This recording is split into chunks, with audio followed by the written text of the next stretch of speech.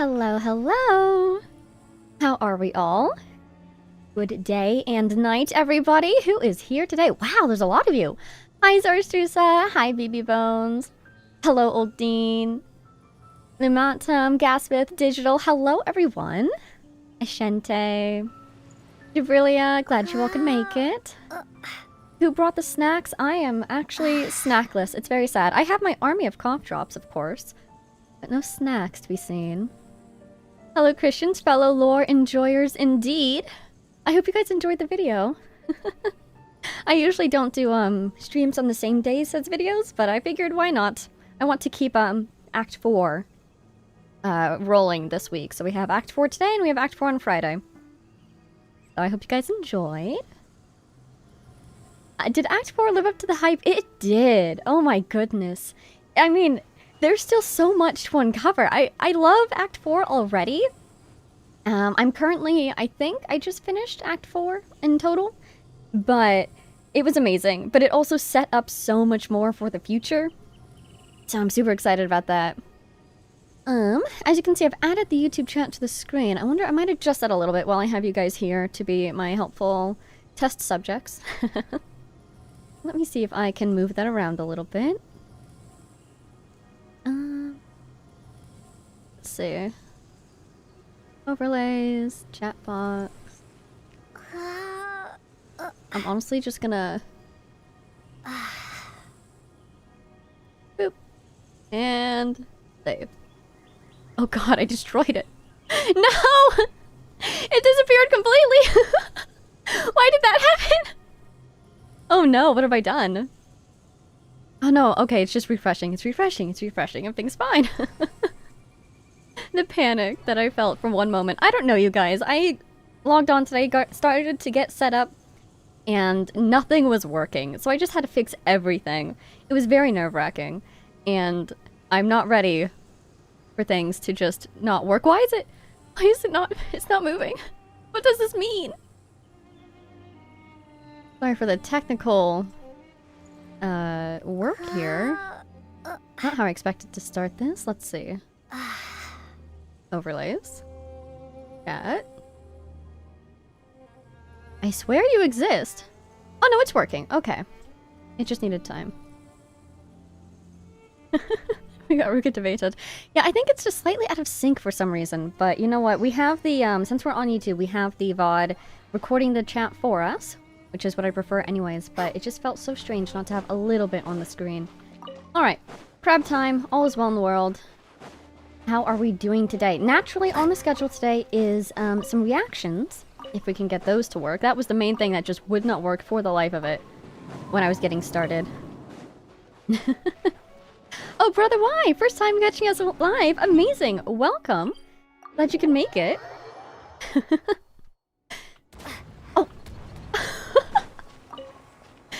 Wow, every now and then the missiles just work through teleportation. What is that one philosophical thought project about the ship that's rebuilt plank by plank? The missiles of Theseus. There they are. We'll get some more crabs. I'm thinking we should do a little bit of warm-up just to settle into things before we do our reaction.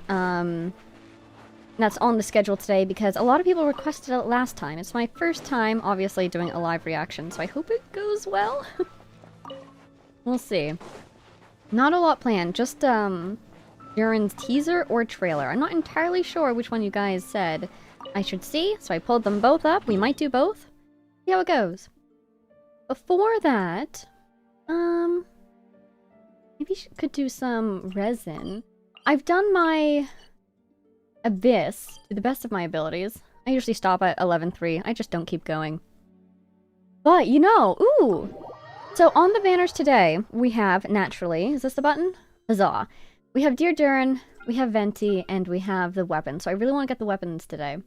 I'd love both of them, but with the resources we have, we're just gonna go for one. We did have some very kind people, mysterious individuals, donate some Genesis crystals after the last VOD. I logged on the next day, so we have a little bit more in the bank to wish with today, and so I really do want to try to get these weapons because I think people were excited to keep trying for those, which is how that happened. Thank you so much to whoever sent those. I've been working on getting more Mora. Let's just go do a ley line, and then we'll head over to the reactions. Inferno Noodles, hello, welcome. Glad you can make it. Glad you were able to eat before the stream. Both are safe, we think? Lovely. I'm excited to see both. Hi, Venti. The only one in the squad. Oh, as you can see, I've gotten back into Melee Astra. I've been really enjoying it. My goal was to get to level 10 so I could get my mannequins leveled, and I did that, and they are now leveled, and now I want more. I knew you'd miss me. So, we could do more of that in the future as well. Oh, maybe we should, because I have some questions over there. Conria has some good heat-seeking tech, apparently. Really, with those missiles? The Ruin Machine might forget that you're there, but the missiles will not. They have a mission and they will see it through. Is it just Durin, or are you planning on watching any of the media we've recommended before Natlan Act 5? I could be persuaded. I don't have a list that comes to mind of things to see before Act 5. By royal decree, here we go. Order guide you. Let's get this cleared up really Time for quick. takeoff. I've been really enjoying using Venti again. Oz, reveal thyself. Don't die, don't die. Stabilize. Good job. Just trying to get to the shield. We'll have order. As you can see, I did not bring any Pyro Brace characters. yourselves. There we go. Think you All can is get well with the away? world.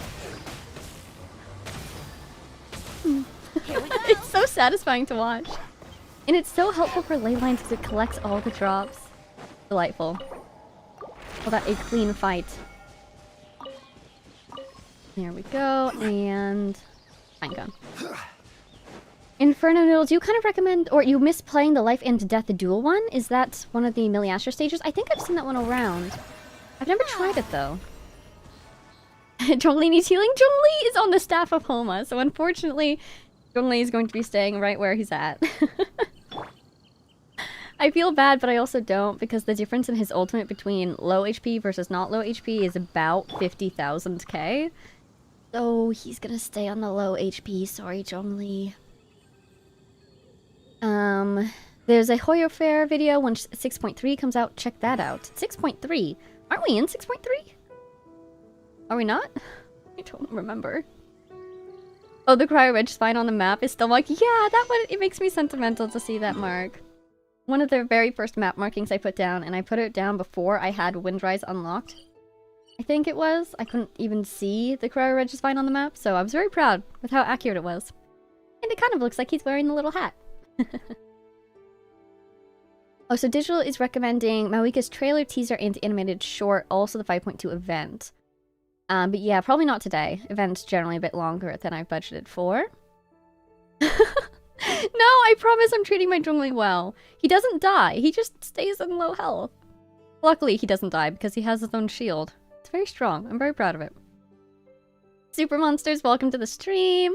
Oh, don't call it. Hey, welcome. It's based on his current HP? Yeah, it's, the boon is... It gets stronger. That is the wrong button. Yes, so it's based on the HP. When it's less than 50%, it's increased by 1%. And I think, you know, actually, I think it's, what is her name? Hu Tao has an additional benefit, I believe, in her passive talent when you get her down to like 15% or 20%. Totally just estimating here, I could be wrong. She gets an additional buff, and I think that's what I was remembering subconsciously. But even as he is right now, the staff should glow, and that's your indication that the buff is active. So I could heal him to 50%. He just kind of dropped to 850. It's because I run him with Farina so often, and Kuki, and Hyper Bloom, and then he heals, and then I let him get hurt. Sorry, Zhongli. And so then he ends very low. Kind of funny. Okay. Yes, the weapon. It's really funny. I've been getting a lot of comments of please heal Zhongli. I let him heal up to 50%. But then it's just the cycle of life. He drops down again. Alright, back to Crab Island for us. It's currently Luna 3, which means 6.2? That's so confusing. It's Luna 3, but that's 6.2? I wish you could check from inside the game. And who you can tell from the loading screen, but once you're inside. Let's see, oh! Gibrilia is saying, wanted to let you know, because I've seen this for some other CCs, but make sure you have live chat selected, because YouTube forces top chat by default. Some messages might be missed. Oh my. How do I... Oh my god, you're right! It's on top chat! Let me fix that. Thank you so much for mentioning. Live chat. Hooray. Okay, we're all set there. Wine Only no, please. Spare us. Hello, hello! Ike Bren, welcome to the stream. I'm thinking... Good time to switch over? Let me get this all set up. The reactions are going to be over on YouTube, naturally. But YouTube was so broken earlier today, or I should say OBS was so broken today, that I had to actually use a full screen output in order to get it to work. There we go. There he is. So, I don't know. This feels rather overkill to be getting the whole screen. I'm worried about audio doubling is my main thing. Ooh. This is like super zoomed out for some reason too. Here, let me... There we go. There we go. Okay. There he is. Okay, so let's do these reactions. We've got his trailer here and his teaser here. Which one should I start with? And then also the audio. We'll want to adjust the audio once we get started here. Be prepared for some of the most amazing music ever? Ooh, I'm excited. Oh yeah, the character songs. They each have their own songs, don't they? Oh my god, I want to hear it. Exciting. Teaser first, you think? Okay, over here? Teaser trailer is usually how it's released. Good to know. Fantastic. That I can do. Okay, let's just do like 3 seconds. And you guys need to tell me how the audio sounds on your end. Mom. No. Off to a strong start already. Okay, how do we feel about that? Was the audio too loud or way too quiet? I know it was like 2 seconds, but I want to make sure I don't blow out your eardrums. Lysaria says, we don't really know if the dev used 6.x for Nodkrite's patches or if 6.x will resume when Shasnaya comes out. Yeah, I wonder if they'll jump right to 7 or not. Kind of quiet. Perfect for some people, quiet for others. Okay, I nudged it up a little bit, so I'll put it about halfway. And hopefully that's a good middle ground. Alright, let's jump into this. I'm not ready. This is Mondstadt. This is my first letter to you since I started learning how to write. Oh, you how to write. Why is he injured? Why is he scratched? Ever since I got here, I've been doing my best to learn how to live like a human. This is so sweet. Thanks to a certain cavalry captain, I met a little Kaya white knight mentioned. who's been teaching me how humans hunt. Oh no. She told me, you're being after using scolded. her technique, you have to do at least 1 day of self-reflection to be even more prepared for next time. I guess balance is healthy. Even just finding a spot to take a nap can be quite a challenge. A cat scratched him, maybe? That black cat wasn't happy I trespassed on his territory. Oh my god, that's adorable. And his minions let me know it. The minions of the cat. Being human comes with another challenge. Something called socializing. Oh no, not socializing. He's not ready. Seems to be an indispensable part of it. No, he's a child. Cheers. But their alcohol is even more dangerous than the potions in your stories. No. Oh, that's one challenge I'm not ready to face yet. Probably a good idea not to. Oh my god, I can't believe they let him try it. I feel so lucky to be here. Oh. The I've made stars. tons of new friends, and there are so many places left to explore. I'll have even more to write about. If only... Oh no.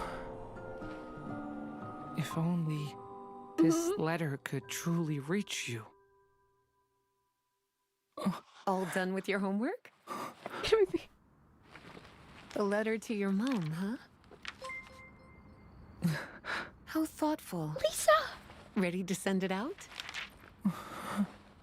I wonder But how my they'll send mom it. is... Oh.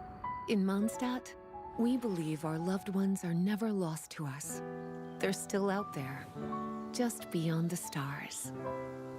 That's a fascinating All idea, you have but to do is make a heartfelt wish, and your letter can make it. But Shh. It only works if you believe.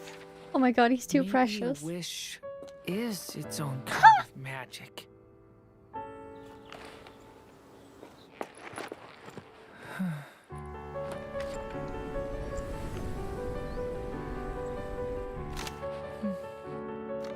All the letters. Come on. Come on. Oh, I was so hoping a little bit of magic would spark or something. Oh my god! It did!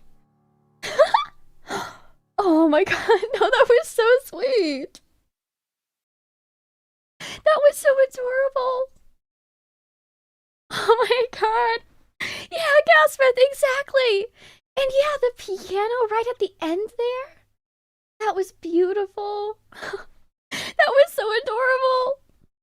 All the letters and the stars, just like, you know, in Simulanka when he was trying to steal the stars because of his mom.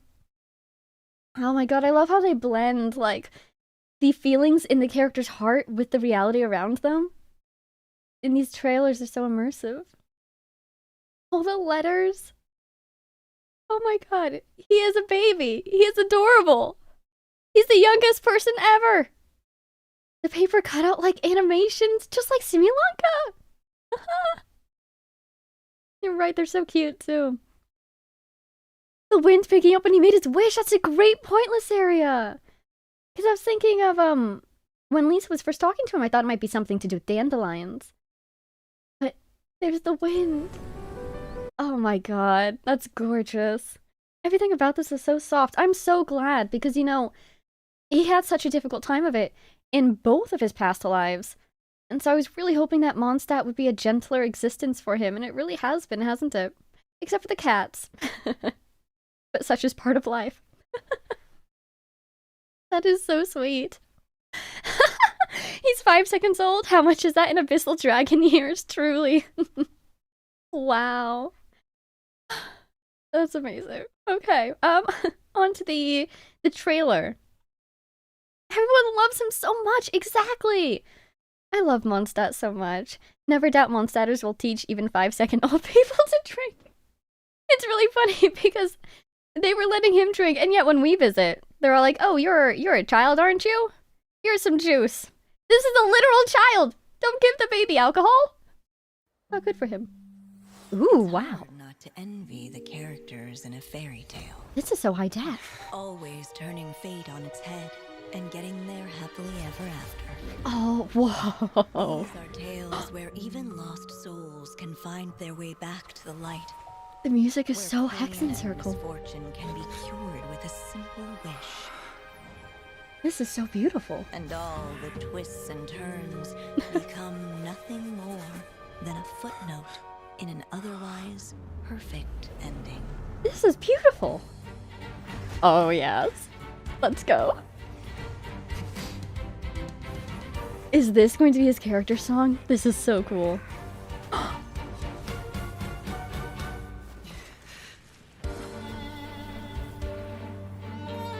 I love it. They constantly reference, you know, his past lives or potentially the other sides of him. This looks like at all similar to the place where we met the other official in Summertime Odyssey. The Imanokreik, right? Oh, the stars. You know what's interesting? This. Oh, they're literally writing the story as they fight. That's so cool. And no one's holding the pen except for them now. Oh my god, that's so cool! You, my child, born under a Was that the ban, alchemy circle in should the your clouds for a fate second? not transcend these pages. So, Oh. you seek to offer him a different outcome? As long as I still have enough time. Don't worry, we'll all help. The Hexen Circle. Daring indeed.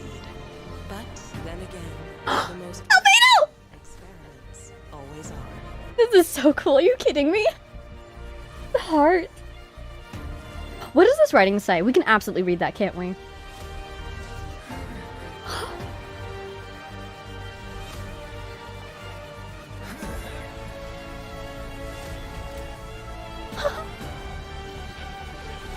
Witness my great undertaking. Oh my god, his heart.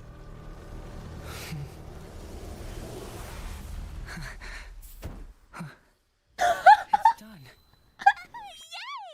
Yay! Finish it before Master Gene sees. Oh my god! No way! That you guys were right. This was absolute cinema. M. writes in a Fontaine script. Fascinating.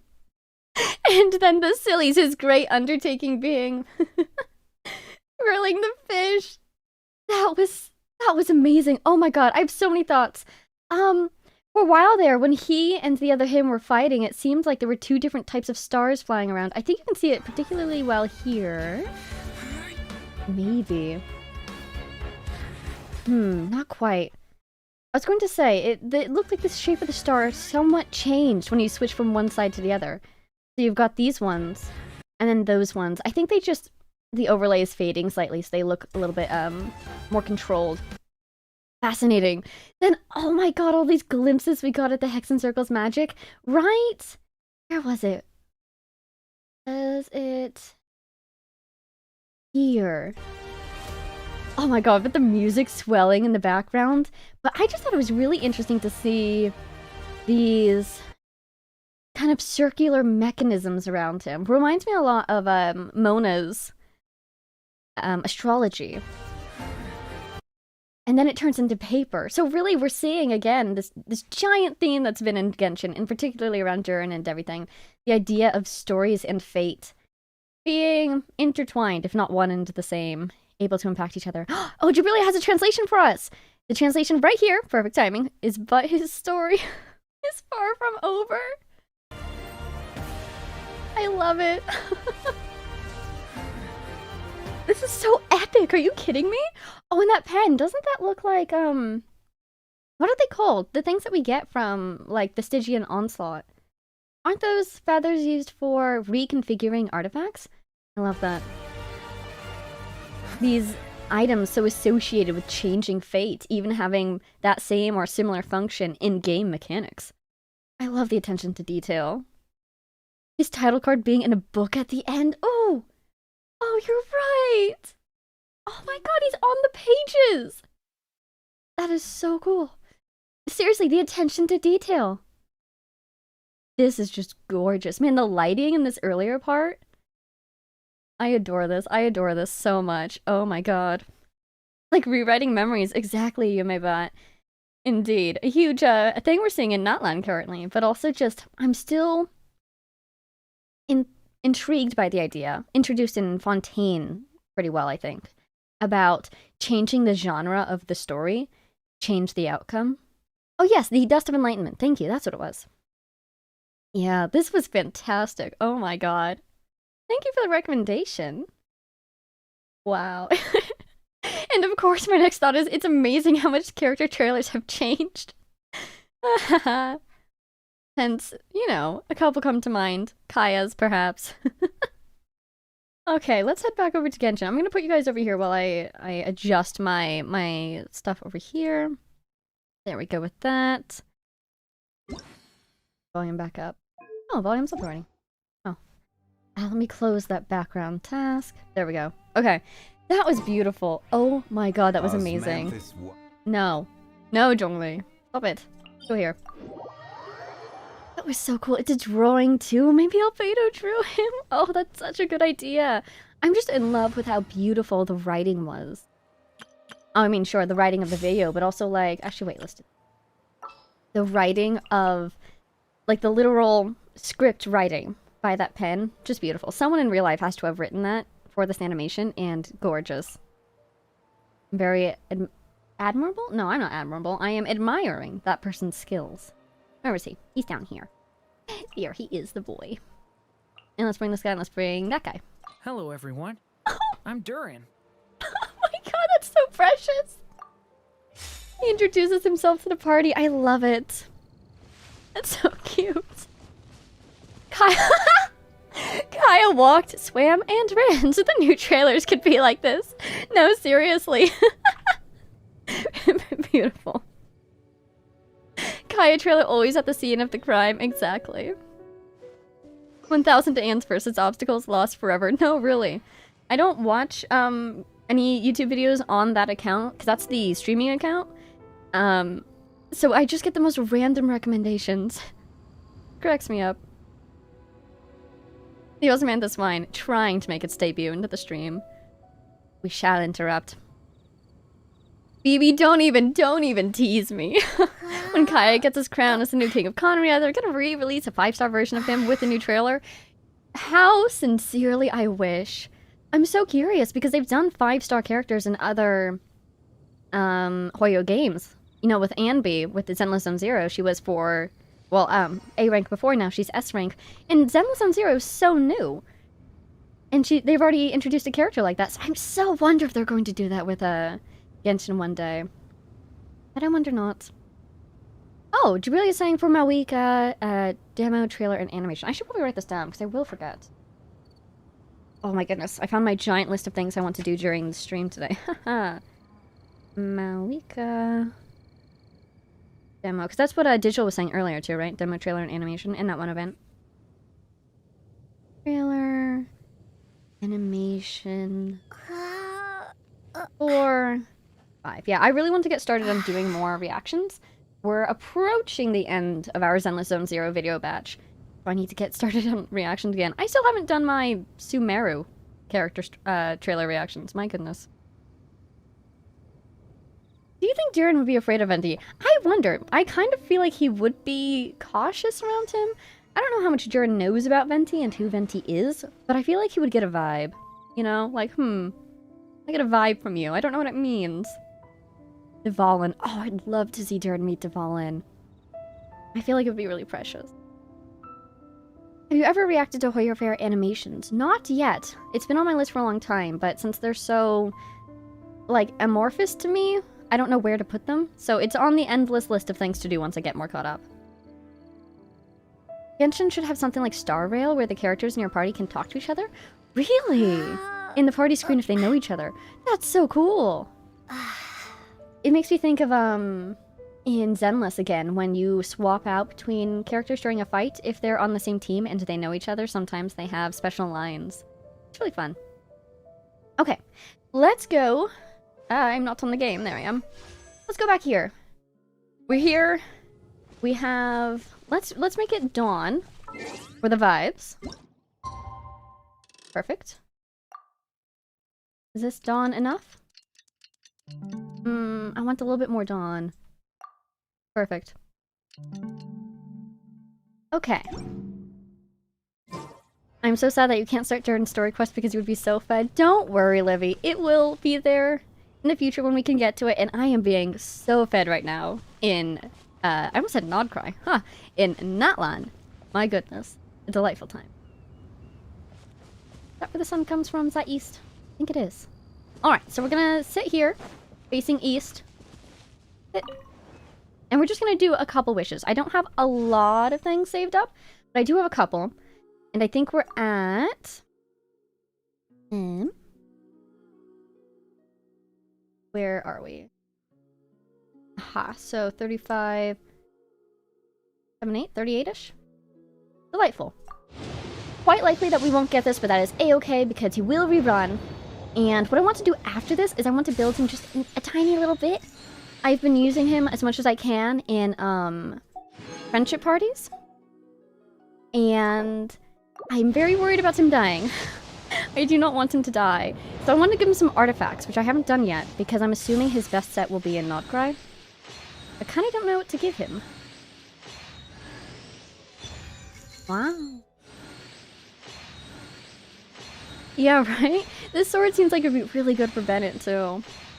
So naturally, in this next temple, we will get 3 5-stars. We'll get 2 copies of A Thame Artis and 1 Daybreak Chronicles, so that everybody gets a little something. There it is! Okay, here we go. Come on. What you got for me? I'm just like, after my last my last attempt on a banner got me a completely off-banner weapon. I'm so paranoid. I'm so worried about it being not something on the banner. Come on, work with me here. Work with me here. It's for the boy! No! No! You're kidding me! Why?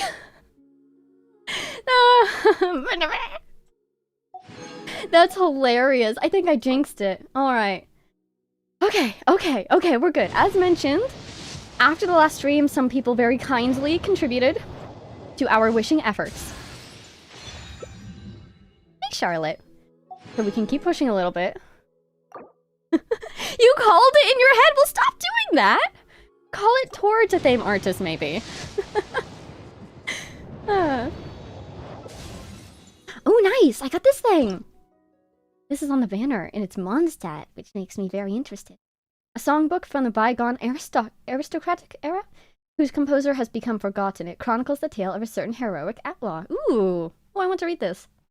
I'm really interested in this gem. It looks like an eye to me. Very cool. I'm happy about that. I also want more stringlesses. Those have turned out to be very good for Venti. And I want more copies. Another one of those. Avara says, yeah, I don't think Durin's little arm's gonna hold that. The Wolven Gravestone. How are we looking? I think we're kind of down to the wire here. No, we have another temple. Oh my god. That is so many. Come on. Come on. Alrighty. Layla! Hi, Layla. And how many do I have left? Just a couple. Might as well. We have our fate point. And this tells me I've got 6 days left. We're not down to the wire just yet. Ah! Okay, now we are down to the wire. But we still have some time remaining. If I can scrounge up a few more individual wishes. Okay! There we go. We got another gravestone, whatever it's called. So, that's kind of funny because I was torn between giving it to Diluc or to Navia, whom some people recommended get it. Now I can give one to each. Problem solved. Did I get anybody else? Okay. So that's that done. Yeah, see, Inferno Noodles is saying Wolf's Gravestone was so good for Navia before I got her weapon. Yeah, see, that's the thing. I really want to get her weapon at some point. But this is what I'm hearing. This would be really good for her. This is what I have on her currently. It was the first 5-star Claymore that I got. Now we got 2 of these. Huzzah! Okay. Attack by 20%. This is all party members attack. Oh, cool. Okay. As opposed to all damage increased by 8%. Not a huge amount. Vacuum Blade. Yeah, okay. I can see this being better. I do like that ER. 36.8. Oh, she'll still have over 100% ER, so... Okay, yeah, I'll probably swap her over. I just don't think I have the resources to level that guy. So, I'll hold off on it for now. Okay! Next on the list.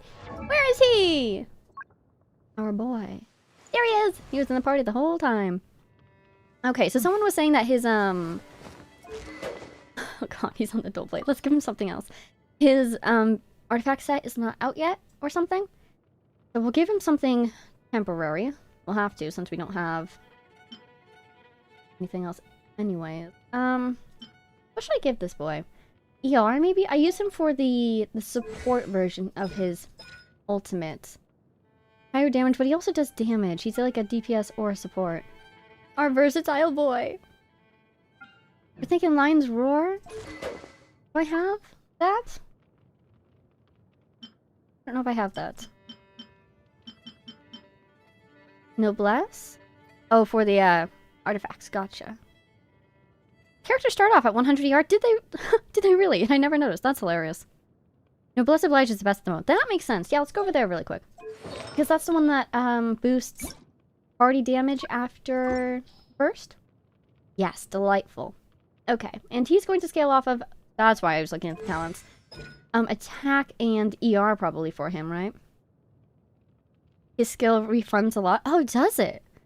It makes sense because you kind of have two impacts with his skill. So 2 sets of energy. Cool, cool, cool. Oh, I do have a copy. Huh, wow. Let's see. I just missed it. Delightful. Okay. Lion's Roar. Is it equipped on anybody right now? What does this thing look like? Oh, it's this one. Aha. 4-star. Trying to see if I have any refined versions of it. Surprised I only have 1 copy. Huh. Bizarre. Okay. Well, we'll give him this because it does have damage against pyro or electro. Very clever. I don't see any other copies. Wow. Now I'm worried that I might have accidentally consumed some, but 4 stars auto lock, so it should be strange. Okay, so he's there. Then we'll get him some artifacts. Oh god. Ah, they appear to be in high demand. Let's see. Do I have any plans to read voice lines? I do! On the list today of things that we may or may not do is some character stories, which then includes voice lines. Perhaps, if we have time. If you're already using Noblesse on someone else, you can use Noblesse and Crimson Witch 2-piece, 2-piece. Okay, I do need to get more of both of those sets. Rosius! Hello, pausing this Act 4 vid someone dropped to join the stream. Well, hello, welcome! Sorry to interrupt your video, I'm sure it's really fun and entertaining. I'm assuming it's mine, otherwise that sounded really mean. Oops. Sorry. Okay. Nope, nope. That seems nice. Oh dear.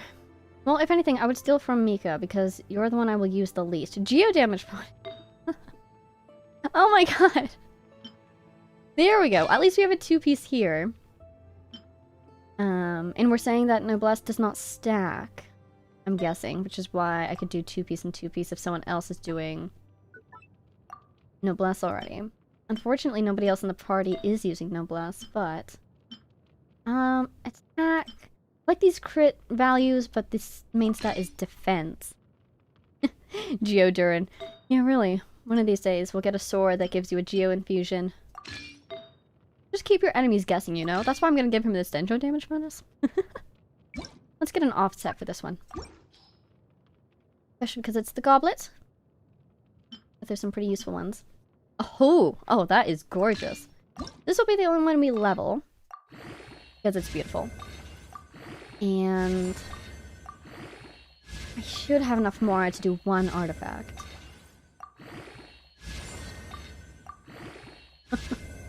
Of course. Come on. Okay, okay. Not bad.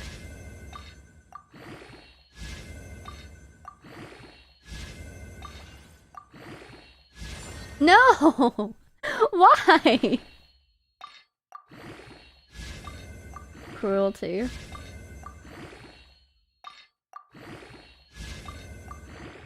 Alright, here we go. Last one. Oh, thank goodness. Okay, okay. Salvaged. I'd call that a medium good piece. For me, that's medium good. Is it locked? Is it starred? It is. Excellent. Okay. So, 2 into the flat attack. Can I reshape? No, I need more of these. How do I get these? Oh. Oh. Fascinating. Stygian Onslaught. I already did my Stygian. To the level that I can, of course. Let's go here. So there's an idea. We could go get him more artifacts. Or at least try to. Boop. Just gonna level this a wee little bit. Can I ascend? Oh, I can. Wow. Guys out of here? Here we go, and there we go. And now we're on to crystals. Digital's asking, just curious, what are your plans on when to visit the Collective of Plenty? I'm planning to do it, I guess, after Act 5? It's my understanding that that whole area came out after Act 5? Is that right? From what I understand about the story and companion quest, for me that's Jasper, naturally. I think it's going to end in that area at the Sacred Volcano, right? So I kind of want to avoid that area until I've done as many world quests as I can involving Jasper's quest. The feeling I'm getting is that there's all these different world quests that are technically part of Jasper's chain, but aren't required. So, if you don't do them, you could do them out of order. Now, I don't know if I'll go around and try to complete every single one before going to the mountain, but I want to do a decent amount of them, you know? So, for that area in general, I'm thinking, I guess, after Act 5? Maybe?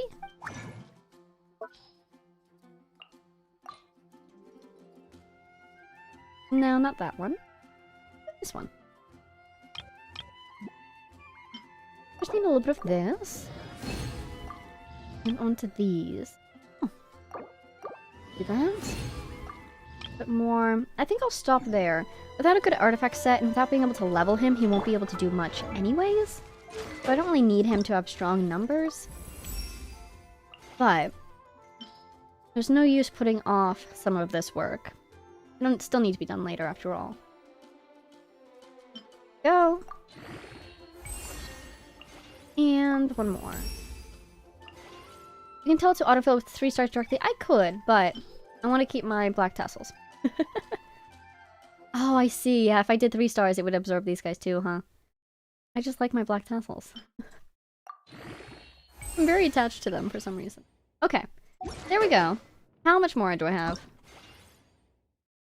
Yay! Still over 2 million. Makes me very happy. Yippee! Okay. So, what do we think? We could go get some... Crimson Witch. We could try to go get some Noblesse. Let's do 1 or 2 rounds over here. It shouldn't take too long. And my current strategy for artifacts, and the pain that is getting good artifacts, is just do little runs every now and then. Geo damage bonus? Let's not do geo damage. Just for funsies. What is my Durin team? I could do like this. Oh, you know what? Would be fun. No. This. I've been enjoying this. Ready when you are. It's kind of funny because, I think Durin actually lowers the damage of the team sometimes when he melts things. But it is a-okay. I love him anyways. Going to catch up on the chat a little bit. Let's see.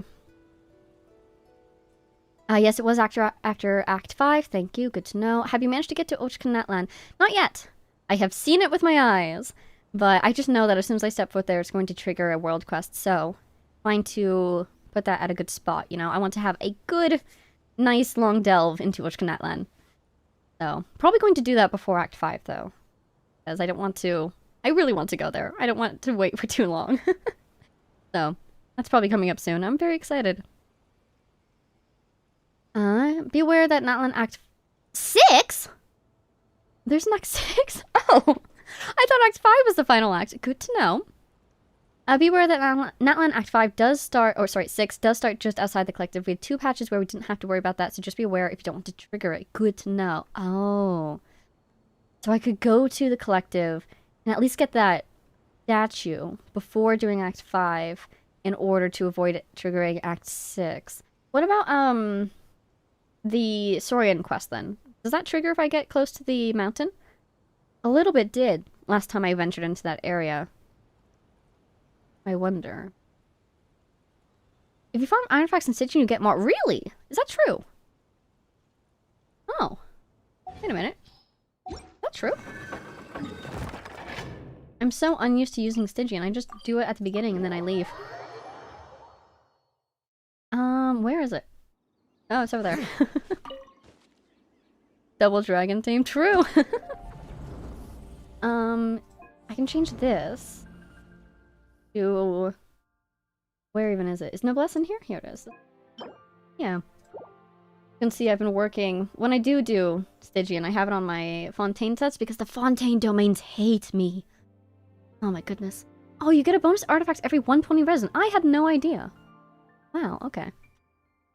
Well, this will be embarrassing. I'm not the best at Stygian Onslaught. How do I see my difficulty?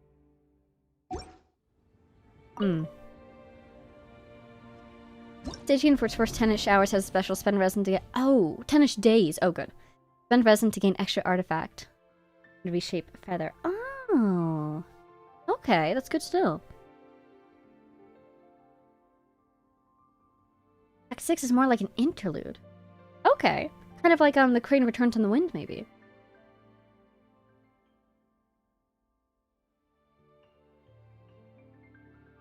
Ochkanatlan and as many tribal quests as possible before Act 5 is a must if you want all the Easter eggs. Oh, Ochkanatlan 2 before Act 5. Oh, well then we're definitely doing it before Act 5. Super cool. I mean, obviously you guys know I've done Act 4, so I have that, thingy that records my many and varied adventures. So, that's looking like this at the moment. Which is rather perplexing. Because I think I got this from doing Chaska's tribal quest. Finish that one up. Why is it out here instead of in here with the other tribal quests? Very intriguing. Because I was going to say these are probably world quests and this is tribal. But if there's a tribal quest out here, then that throws off all my math. I have no idea what these quests are. I'm never going to get an ancient name at this rate. Let's see, technically did, but it ultimately doesn't matter if you do those quests out of order. The ultimate finale requires all the main little one quest to complete. Yes, okay, that makes sense. Exactly, with the random world quest not being required to proceed. To avoid getting bloodstained, you might want to do the Natlan domain one and then use the strong box for noblesse. Oh, like sacrifice other... Oh, hey, wait, there's an idea. Sacrifice other artifacts. Right. I don't know if I have a lot of artifacts that can be sacrificed at the moment, though. Hello. Just so you know, you should absolutely do it before Act 5. The Ochkanatlan quest was one of the important quests to do before that. I gave you in that big list. Oh yes, list. To go review that. Wonderful, though. I am certainly not opposed to doing Ochkanatlan before Act 5. I had to physically remove myself from Ochkanatlan. Otherwise I would have done it all in one sitting, I'm sure. Okay, let's see. Who is the sacrifice? Zenless reference. What is the second set in the Noblesse domain? What even is it? It's Bloodstained? This one right here?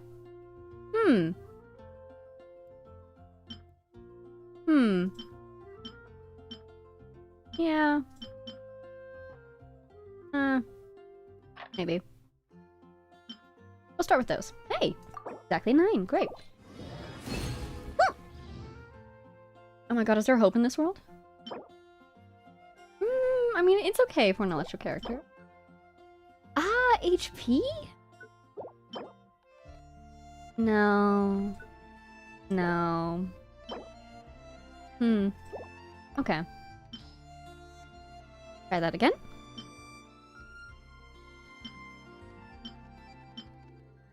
I don't know, I'm always so nervous about getting rid of Geo sets that have a lot of defense, because isn't defense good for Geo? I think these sets just kind of seem all over the place.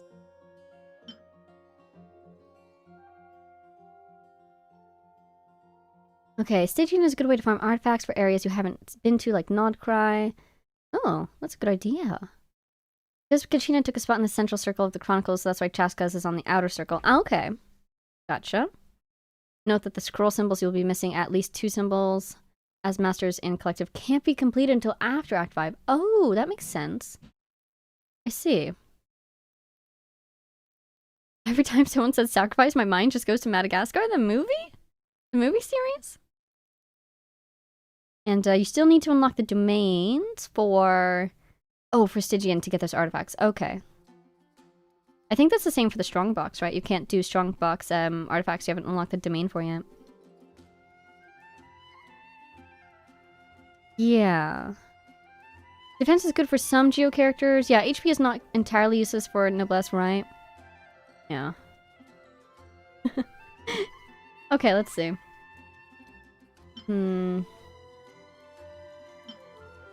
Yeah. Yeah. Yeah. Yeah, I'm just gonna sacrifice all these. Get out of here. Wait, I need 2 more.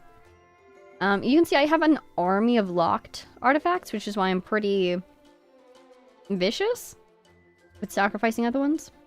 Because as many as I have up here, I probably have 3 times as many locked at the moment. This is a healing set, isn't it? No, it's a damage set. Oh, I don't need a healing bonus then. And yeah. Please, something nice. Hydro damage. Fascinating. But okay, that's not terrible. I just need a couple, because if I can move some other characters off the artifacts, then I can move him onto them. So, if we go to Noblesse again, and I basically probably do want to move these ones. Because at the moment, with him being so low level, that 4-piece set on Noblesse will give us more benefit than his actual attacks. So let's see. I could give him this. Yep, that'll give him energy recharge. That's fine with me. And anywhere else? Here we go. Ooh. 5.6, 5.2, 6.5. It is technically a step down. But I will switch because I want that 4-piece. Okay. Now he's here. Hooray. Okay, I'm pretty happy with that. What's his ER? 110. He's been getting his burst back pretty quickly. Level 1, of course. I can't descend him. Oh, that reminds me what I wanted to do next. Oh my god. Okay, there we go. That is our built Durin for now. Until we can level him. Petra is an alternate set for Shilona, but currently she's the only one who uses that. Oh, good to know. Okay, let's see. Oh, I unlocked like half of mine when they updated it so we could see the locked substats. Smart. I should go through. I won't do it now because that's busy work, but I should just go through and lock or unlock a lot of my locked artifacts. That can be sacrificed now that we know what their 4th set will be. Like this. Let's see. Go away. Huh. Yeah, goodbye. But I will do that later. For now, I'm checking out. I want to see if there's any Nordcry things in here. Doesn't look like it. Yeah, I only have my... Where's this from? Huh. This appears to be a Natlan one, but I don't think I have that domain yet. Where is this domain? Obsidian Codex? Probably in Natlan. This one? No. Anyways. Okay. Doing some experimenting. The other thing I wanted to do is, there's actually a trial that we maybe level a flower so he doesn't die. That's a good idea. I don't put him onto the field unless Zhongli is there. To be honest, it's not a very good flower. Maybe I'll swap him. There we go. Sorry, Mika. Guess I'll do this a little bit. If it behaves well, I'll keep going. I do like EM. Oh, whoa! A 5-time enhancement! Oh, that's cool. And right into the stats I wanted it in. Well, if that's not behaving well, I don't know what is. Look at that, we were able to max it. Beautiful! Okay, gorgeous. That was wonderful, actually. Fantastic. Okay, he's staying there forever. Wonderful. Okay. Now he's fully built and Abyss ready, indeed. Wonderful. Let's see. What am I looking for? I'm looking for events. Because there's a trial that I just straight up did not do last time. Over here. Over here. And people were saying I should do it. I should probably do it. Gonna catch up on the chat a little bit before we do it, though. Also, did you know that you can click on the icons in the Chronicles? I did this area. Beheimon's one in particular. It's fascinating.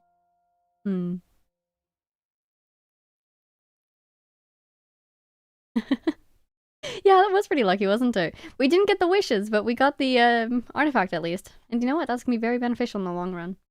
Okay, here we go. And try her out. People seem to really like her character, so I'm intrigued. Animal character, high frequency, elemental damage, and continuous healing. Ooh! You can adapt to various elemental environments to deal different types of damage as the situation dictates. Classic for Animo. When she uses her skill, this symbol, she enters Shadow Pursuit state and charges at her target. While moving, she fills her purloined treasure flask based on the elements applied to nearby opponents. When the state's duration ends, she deals a single instant of animo damage to nearby. So you want to apply elements before you get her on the field. When the flask is full, if the moon sign is at least Ascendant Gleam, oh god, I have no idea what that means. Jehoda will continuously consume the elements stored in her flask to periodically attack nearby opponents. Oh, cool, so she can like store up elements. Interesting. Burst. Deals a single instance of animal damage and deploys 2 personal coordinated assistance robots. Love robots, which continuously restore HP.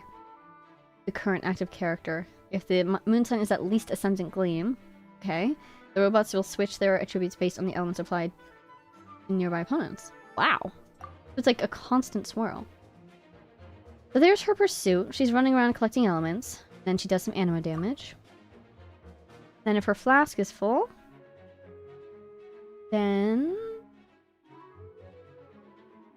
I see. She has to stay on the field to use her flask to attack people with those stored elements, though. The little cat face is amazing. Okay, burst, anima damage. Oh, and now there's little robots. They're so cute. And they heal. And if you have a moon sign... Whoa! Oh, that's so cool. Okay, so it switches out of anima and becomes elemental. I love her arm. Also the coin flip, it's very Kaya. I love it. Then her design. I'm fascinated because she's an employee of the curatorium, right? We saw that here. She looks like a cat Last burglar. time I tried to pet Ashru, the little fluff ball ran away. Aw. Someone's not getting their dried fish today. Is that Nefer's cat from her idol? Very cool. Alright. You guys are giving me a lot of advice. Let's see what you guys said. Jehoda is a fan favorite. You'll see why when you finally meet her. Okay, cool. I'm always down to meet someone new. Jehoda is proof Genshin can still cook the most clunky 4-star kits you've ever seen. Well, we'll see. I definitely have. I mean, everyone has their own play styles. And so, even with 5 stars, I found that some really work for me and some really don't. Like, for instance, Yelan. I have a really hard time using Yelan. So her running around kit does make me a little nervous. But I'm sure with a little bit of practice, we will do well. Verloin just means taken, I think. Yes, it means stolen. Let's see. Ascendant means 2 non-cry characters. Oh! Oh, I see. My guess was, if you have a non-cry character, they seem to have, like, the moon sign thing going on, and it's... My thought was every time you put one into your party, it is randomly generated. This makes a lot more sense. Moon sign. Okay, hold skill until she hits enemy, then burst heals. Yes, sounds good. She can leave field after the flask is full? Good to know. Okay. No advice, just love. I love it. Oh, whoa, look at her bow. That's sick. No advice, just vibes. Have fun. See, that's much easier for me than, say, Yelan's is. Oh god, I don't know how to use any of these other characters. Here you go. Another one. Oh, he uses a spear, not a catalyst. I thought it was a catalyst. Okay, cool. He just destroyed those guys. You, I don't understand. How do you apply Hydro? Okay, good. You did it. Great. All is well. I love that she collects very quickly. That's helpful. Oh, they've got their evil health bars going on. Close your eyes. Let's do this. So should I... Control breathing. For... What's his name? For Flynn's, with his E skill. Should I do 1 instance and then leave it be? Or is 1 and then 2 the recommended way to go? You're my target. The little cat thing on her shoulder. That's adorable. Be So silent. here's 1. Nothing else appears to be happening. So here's 2. Okay, I think 2 is the way to go. Oh my god, hello. Fear the dark. There's a little bit of Hydro. That answers that question. Look, your rainbow. Here's more Hydro. Oh, and now it's raining. Oh, there's a little, is that a duck? Cute. Electric charged. We love to see it. Speed ahead. If I can get it to work. Start the clock. Really revealing how little, what on earth? That was completely different from his other bursts. Did he have 2 energy bars this whole time and I did not notice? Exactly, Christians. I'm like, I don't know how to use you guys. So I'm just going to cycle between the keys and it should work out. That was, for me, myself, that was kind of hilarious.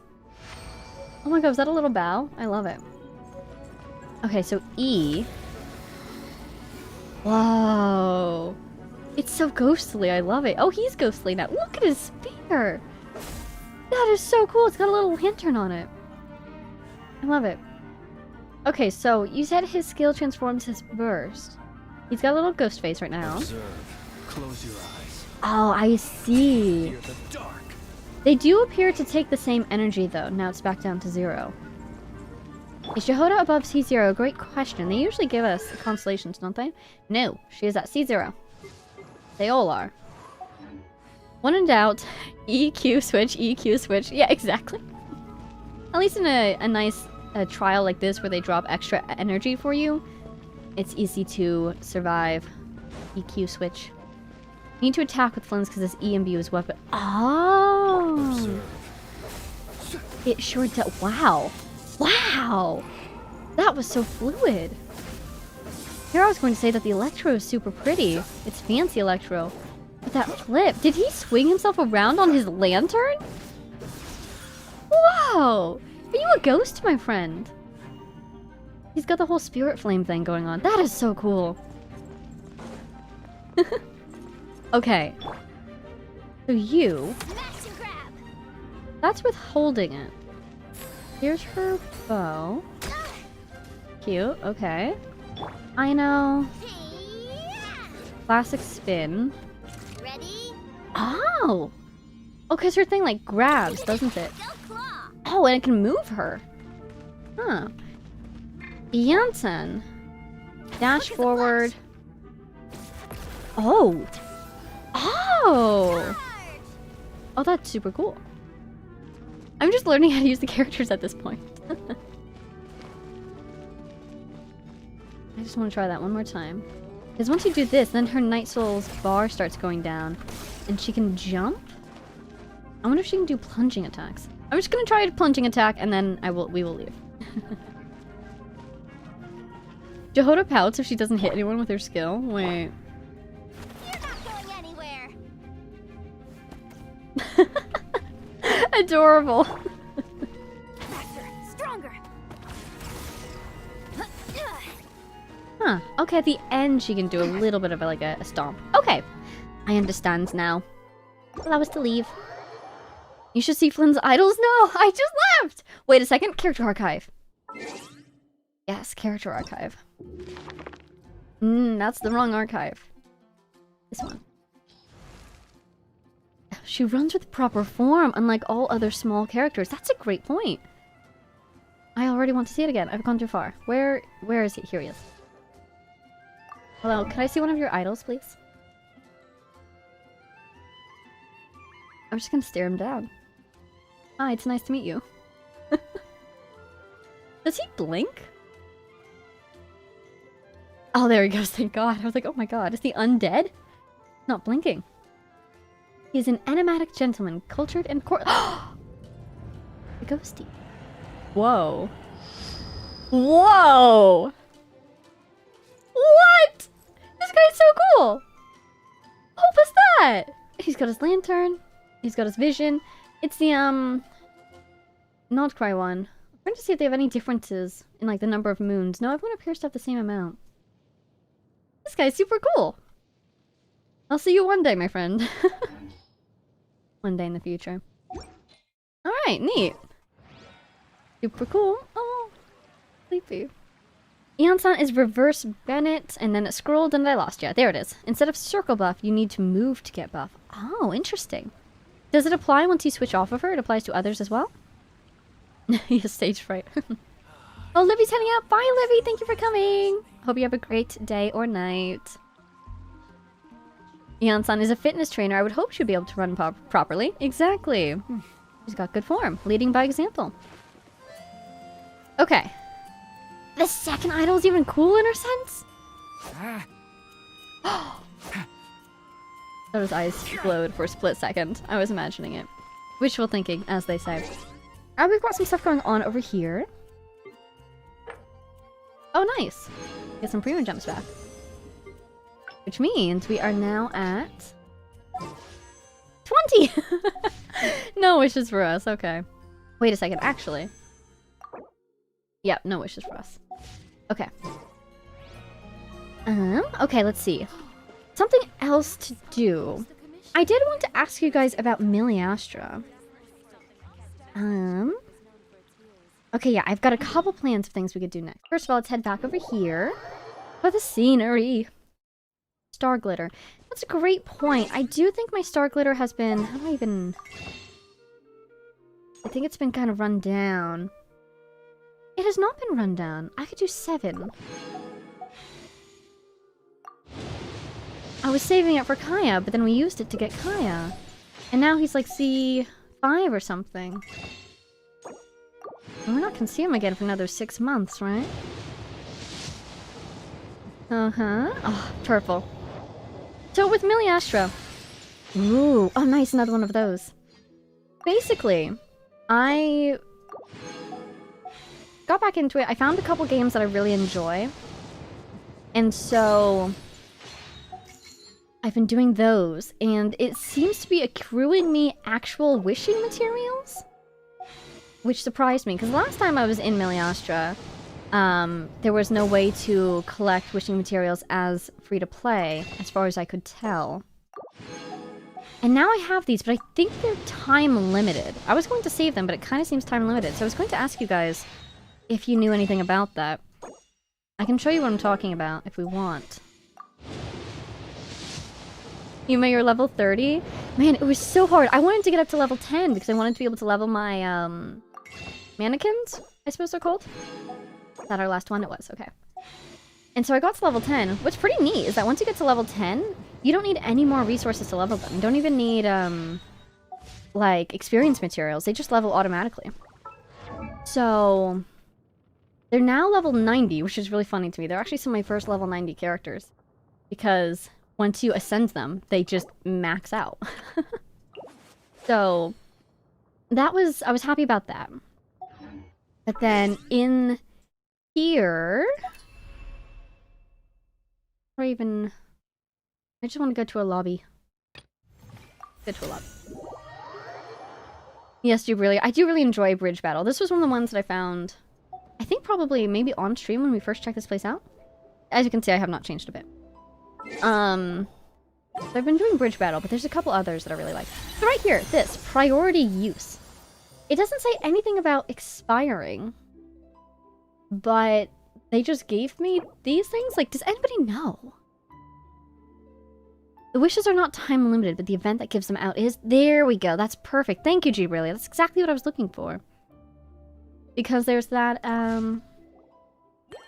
event here. Yes? Ha ha ha, these ones. So I've been working on this. I have yet to achieve a competitive rank anywhere, which is bizarre. Because I've done a lot of competitive games. So, still trying to figure out how it works, but the important bit is those things won't expire. We're sure about this? TN players are doing some crazy stuff in Miliastra. Oh! Oh! You know what I found? I had... This was... I don't know how this makes me feel, but the other day, I had a dream that I was in Simulanka. And I woke up from that with the dead certainty of, in my mind, oh my god, I should make Simulanka in Miliastra. Do I know how to do this? Not at all. But I bet somebody else does. So I found this. I haven't checked it out yet. I was gonna check it out. And just, I was gonna ask you guys if it looks at all accurate.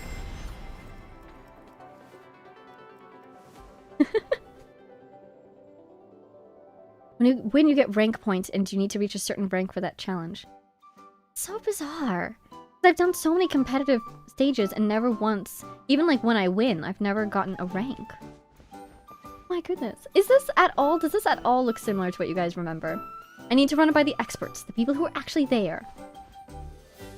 Go that way. Oh my god, look, the little boat. Can I can land on this. Great. Oh, the music, huh? Ooh, this is fun. Hello. All the little stars everywhere. Oh, is this the end of the world? Okay, it's not 100% accurate, you can tell, but it's a good effort. This seems so sweet. Oh, they've got mail. the blocks are accurate, like these random blocks. That's really fascinating because you know it's a toy world, it's a story world. In a story, there's not really a lot of space for extraneous parts because you only have in a story what you write into that story. But in a toy box world, oh, you kind of have these random elements lying around. Aw, this is cute. This is really sweet. I wonder how hard it is to build something like this. I would love to try to make something interactable, you know? You can check your rank in the game itself when you click on it. Oh, you know where I do have a really good rank, actually, is the, that 1-1. I should go check that. You can't... Oh, the stars? Yeah, there's no elemental sight, I just tried. Did the stars do something interesting when you elemental sighted them? Oh my goodness. I feel like, I don't know if this is painful or sweet. It's like a taste. We're so close to actually being there. Ah, suffering. How do I leave this place without losing the game? Oh, it's probably, you take the boat, don't you? Where's the boat? It's over here? Bye. They termed Crimson Red? That's fascinating. Huh. I want to try to talk to you. Well, we're buying the boat. Let's see. Continue challenge or abandon challenge. See, that's the thing. My competitive spirit doesn't want... Oh, there it is! He found it! Haha! There's always an exit somewhere. So... They're saved in your personal library. Yes! In my library, I've got... See? Here. There. These are all the ones I've tried. I have a good... Or I did. I had a good ranking in this one. But I suppose not high enough, huh? Last time I checked, I was in the 30s. Hey, I rose. 21. Results will be calculated in 26 days. I don't think this event runs that long. Ooh, yay! Yay! Nice. Huh. Oh, that was my 15th stage! That's so sweet. That's really cool. So... What was I doing? Looking at ranking. Trying to get a competitive rank. Yeah. I guess that's not competitive rank there. Oh, I was going to see when the event reset. Ah, that's fine.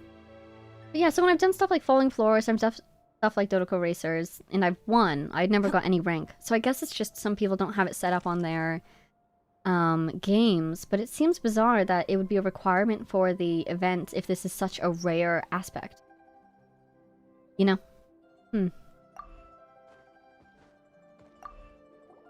This is you? How did you get here? How did you do that? Apparently I don't understand how this world works. Ah! I'm about to head out, Bison. But wait, I did learn how to do this. Goodbye. Alright, let's head back.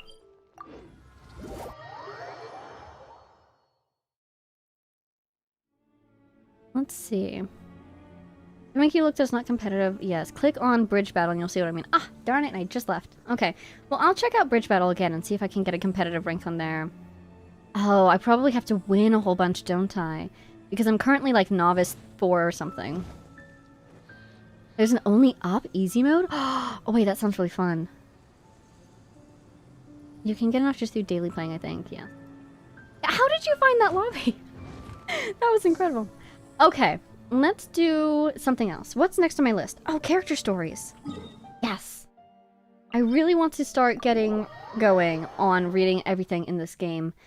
And because there's so much to catch up on, I started putting together a list of things that I want to read that I haven't read. And so many of these things have existed since the beginning of this game. Like, what just came to mind earlier today is... Yeah, let's go here. Like this stuff. I've never read the descriptions of the weapon ascension materials from Mondstadt or Liyue. I think I might have done some of the ones in Liyue, but not, I mean, Mondstadt, but not all of them. So, what I wanted to do today, though, was either Venti or Arlecchino's character stories. I've been really wanting to do Arlecchino's for a while, but Venti is on the banner. So I thought I'd leave it up to you guys. Do you have an opinion? Do you have a preference? I'm going to look at these stories. Which ones do you recommend starting with? I am inclined towards Venti because he's an earlier character, but there's really no reason to do it one way or the other. Ballad of the Fjords waiting room? Is that's one of the weapons I want to say? I think, oh god, it could be anywhere. Press 1 for Arlie, 2 for Venti. Oh, that's how you do it. I see. Venti and his sus lines. Well, that does intrigue me. Teruel, Venti, Arlecchino. Oh wow, it's very divided. Oh, it's a battle pass weapon. Oh no! Well, the wiki exists. Okay. Speak now or forever hold your peace, I suppose. Arlecchino,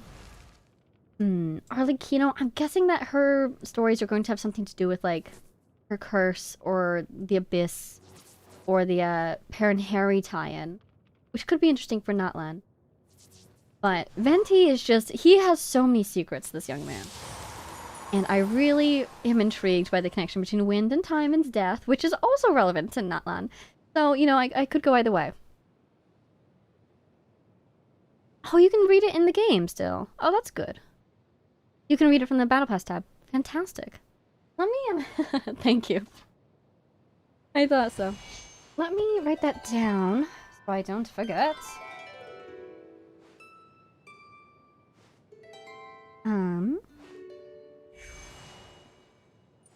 My giant list of to read. I'm gonna write down, Attention. Talent materials while we're at it.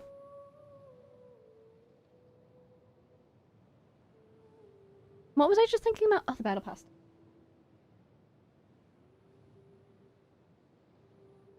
I'd honestly probably put wind gliders onto this list. By the time I get to the bottom of it, there will be many more wind gliders, I bet. Alright, I would like to do Venti first. He is dear to my heart. He's got a beautiful little lyre. And hopefully he will not be a liar today. Tell us some wonderful things. Okay. Are we ready? Did anyone ever tell you some Natlan characters like Cicalali and Malwika have much bigger range than Elemental Sight? Bigger range? Oh, I had no idea. I knew they had special ones. I've seen Cicalali's special Elemental Sight. Somewhere around. I didn't realize they had a bigger range. Personally, Jubilee recommends that we should read the weapon sooner rather than later. Okay. If we can get through Venti's in a timely manner, maybe we will also go read the weapon. How do I see it? Battle Pass, you said?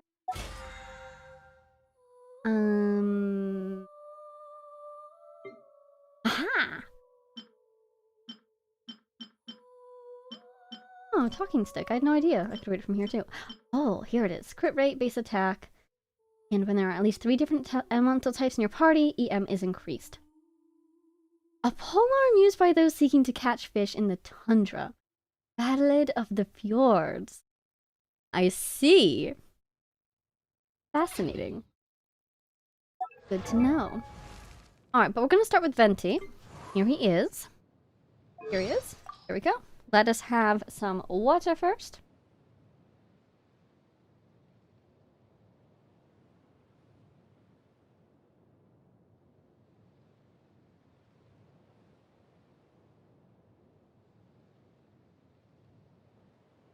I see you guys talking about his lines updating, and they're not available for me yet.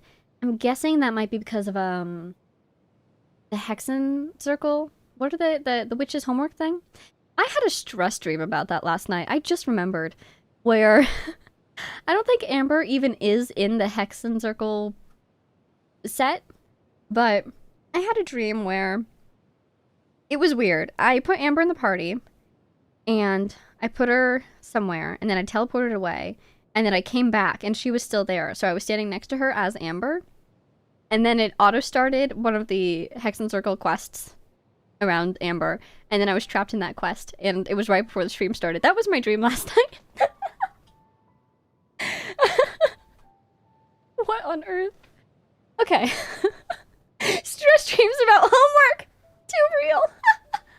Literally, though. 2 kitchen dreams, yeah. I think, like, in 1 week, too, because the Simulanka one was just the other day. The Simulanka one was really fun, though. There was a Mario Kart-like race, except instead of in carts, it was in little boats on a river. And there were, like, a bunch of the other characters, and it was beautiful, and it was all starry and fairy tale-like. And it was just a little Mario Kart-style race, but in a river of fantasy water. It was fascinating. I think it means that I really like Mario Kart. No, really, though, when you get multiple constellations for character and then you wake up. I think it was because of, honestly, Dodoko Racers. And just thinking about Simulanka merged together in my brain. Somebody should make a Simulanka-themed Dodoko Racers, that's all I'm saying. Alright, hello Venti. Here we go. Oh, I'm so excited. Character details. An unknown bard that came from nowhere. He sometimes sings outdated songs, other times he hums new ones that none have ever heard of. He likes apples and lively atmospheres, but hates cheese and anything that is slimy. Huh. When channeling Animo, it appears in the form of feathers, because he likes things that look light. Huh. Wow! Learning so much about him already. He doesn't like slimy things. It's adorable. He likes things that look light. That is such a unique personality trait. But it makes sense for him, you know? Alrighty, character story 1. Back when traveling Bard Venti had only been in Mondstadt for a few months, his income was far less than the other more established bards in town.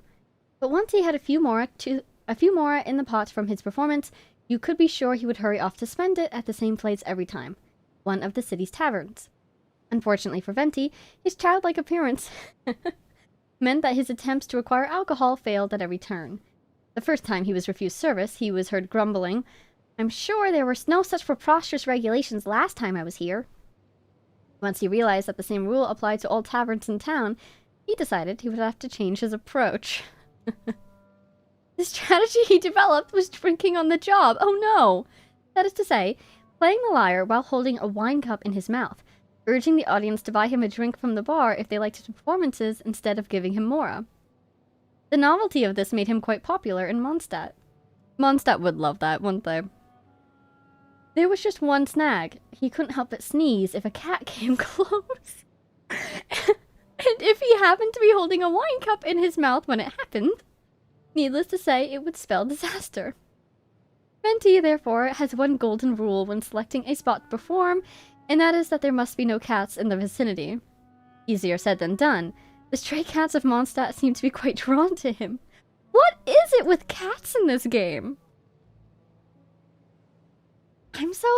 Because, okay, first of all, why is Venti allergic to cats? Is that something he inherited from his friend whose form he took? But I don't think so, because his form is more of an illusion than a real body. Otherwise, Barbara would have been able to heal him, probably. So, why is he allergic to cats? And why did the cats like him? Like, there's gotta be something going on there, right? Or is this just for funsies? I don't know. It's hilarious, though. As often as cats are possessed by spirits in this game, and cats are the embodiment of gods in this game, we don't see that with other animals. What is it with cats? Is it the witch theme? Cats and witches? As a Genshin player, you see the Triquerta everywhere. It's like that party meme with the guy in the corner. They don't know I'm thinking about Genshin lore. Right, the Triquerta? I mean, he probably has one on him. He's got the Windwheel Aster, all these little dandelion bits, triangles. The thing on his back, this thing is fascinating to me. I think it's a reference to maybe his original form, but it's very suspicious. Why does it have all those extra bits? Why does it look like an eye, Venti? He's got all the diamonds on his hat. I love how they do these designs that are so innocuous and yet so suspicious.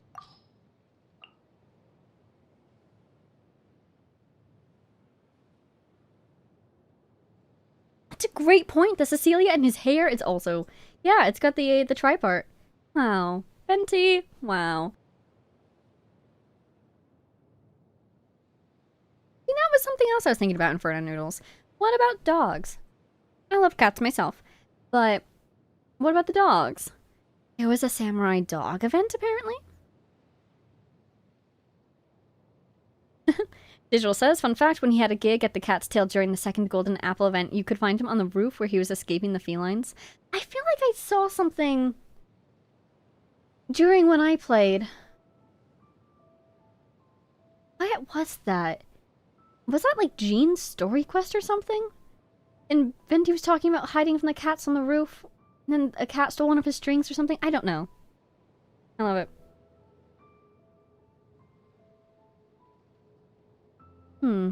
Anyways, character story 2. There is a towering oak tree at the center of Windrise, said to have sprouted when Vanessa ascended to the heavens a millennium ago.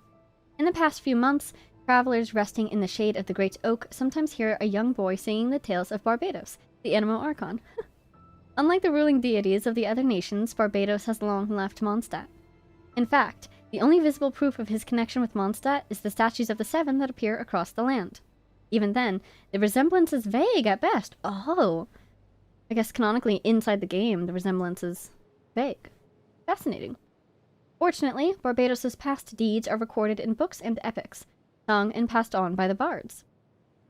In contrast to these more canonical works, Venti's ballads tend to include bizarre adventures and acts of mischief, such as the time that Barbados pinched the Cryo-Archon scepter and replaced it with the Hilly Turtle's wooden club.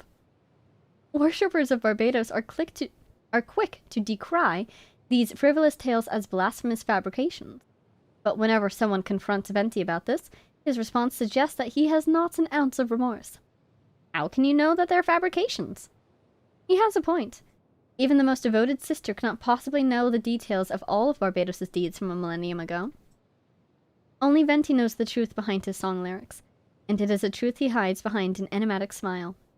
Reason being, yes, Venti's tall tales of Barbados' unorthodox exploits are entirely fabricated. Hey, Venti finds that a few drinks really gets his muse going. Can you really blame him? Venti! And it's so funny because I'm sure, like, he must have plenty of silly tales about himself. He's a very lighthearted guy, right? But at the same time, he is... I say he's very lighthearted, but he also has this very serious side.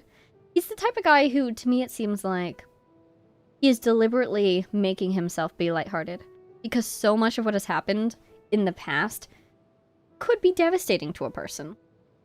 You know, just from what little we know about him already. He lived through so much history. He lost so many people over time. He could be very sad, but I think he puts effort into remaining happy and lighthearted. And I think that reflects in his actions, you know? So, it's funny. I'm sure he has plenty of funny tales about himself. But he could also make up... he could also make up something that's entirely in character, if he so wanted. For whatever reason. I almost wonder why he's making them up, though. Just to see what he can get away with? If he's just trying to be creative? Or is he forgetting things as well? I think he would hate forgetting things. He's a bard, after all. I think he's deliberately a bard in order to keep maintaining all the stories of the history of Mondstadt. Fascinating that, like, I fully just... my estimation of him, I fully believe that he would take special care to make sure he remembered all of the tales of Mondstadt and his friends as accurately as possible. It's fascinating to see he's just making stuff up about himself. Oh, Venti. You mysterious individual, you. Almost called him a child. Can't do that. He's a couple thousand years old. I'm gonna check up, catch up on the chat. There's that one dog that won't let that layaway guy go. That's true. Still there on that rock, isn't he? Venti's clearly allergic to the Hexen Circle. Right, he made himself allergic to cats as a Hexen Circle detection system. If they approach him, he will start sneezing, and that's how he knows that they're there. Huh? In Venti's words, teehee. Amazing. Yeah, exactly, BB. I wonder how affected he is by corrosion compared to how much Zhongli seems to be worried about. Exactly, you know, Zhongli and Venti being the oldest of the Archons are the most susceptible to it at this point. I do wonder, because Venti spent a lot of time asleep, right? So does that mitigate the compounding effect? Or no? And so I do wonder, especially because, you know, we've seen stone compared to or used as a way of preserving memory in the past. Definitely haven't seen that sort of thing with wind. It's the living people that use the wind to preserve memory in Mondstadt. So it's something to keep an eye on. But he does seem to be doing excellently. I wonder if his ability, his very fascinating and suspicious ability to know any song, whether it be from the past, present, or future, kind of helps him in this way. Because if he forgets something, he can just remember the song, even if it's from thousands of years in the past. I wonder. Kind of like what we saw in Sumeru, with stories being used to preserve information. Songs could be used too. They're basically, you know, sung stories. Ooh. Your theory is that he was meant to be... Wait. He was meant to have the role of the Traveler as a witness before the Traveler got here? Fascinating. That would definitely fit the Bard archetype, because of the idea of, like, you know, witnessing triumphs and losses and recording them in stories and in song. That's a very Bard thing to do.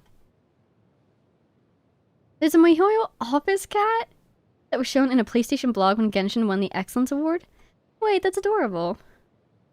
So all the cats are the MiHoYo office cat insert. Maybe. Exactly. Wow, I am losing my words. Exactly, Happy Pun Pun. I wonder if making the story into songs related to avoiding Irms will delete buttons. Exactly. Okay. I want to... Moving on. I want to elaborate because of possible spoilers. Thank you. Sorry, I did hear Venti's hello voice line. Very suspicious. Yes, Mr. Buggy, very suspicious. Heard that one when we first got him. We got him recently enough. There was the, you know how they changed it a while back, so that when you first get a character, you hear their opening line. Character Story 3. Around 2600 years ago, the Archon War had yet to end, and the world had yet to fall under the dominion of the Seven. In those days, the city called Mondstadt was surrounded on all sides by gales impenetrable even to the birds of the air. The wind's ceaseless howling ground the soil and the rock of that city into smooth, flowing dust. Wow, that is intense wind. The Lord of the Wind who lived in his high tower was Decarabian, god of storms.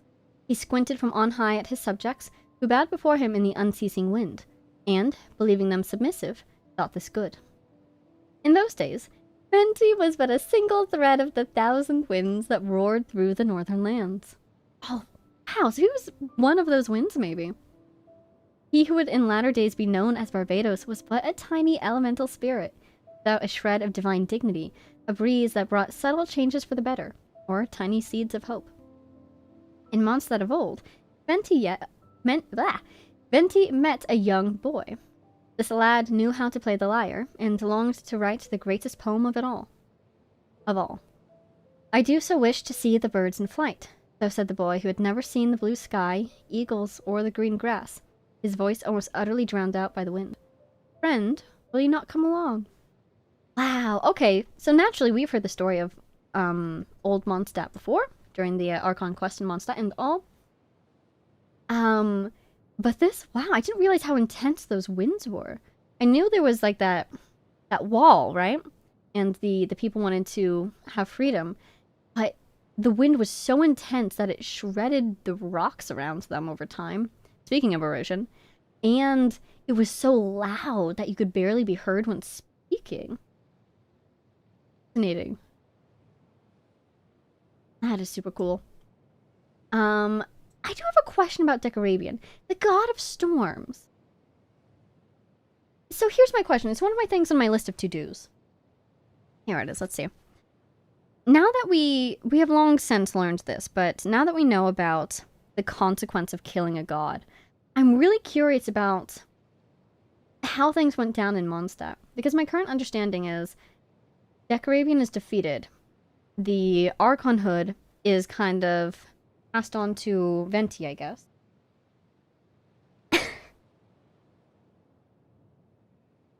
And Venti ascends from being an elemental being into being a divine one. And presumably this gives him a lot more power. And he disperses the storms, right? So what happened to Decorabian? Like, did he die? Because if he died, then he would have probably exploded, right?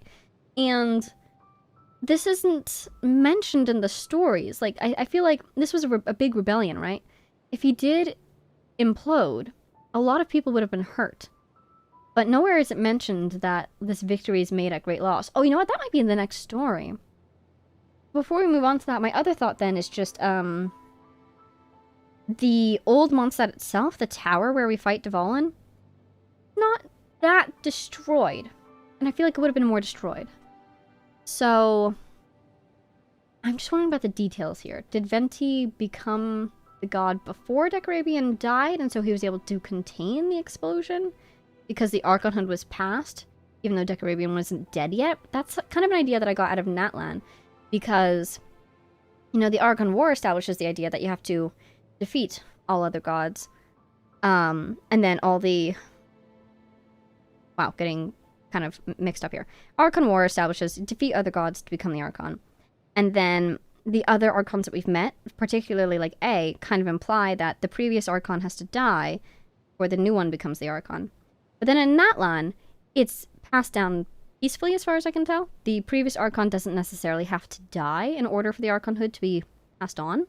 So maybe he became Archon before Decorabian died, and then lifted him high into the sky? I don't know. So I'm just wondering, 'cause I also don't think Venti would kill a god in cold blood, especially if that god's already defeated.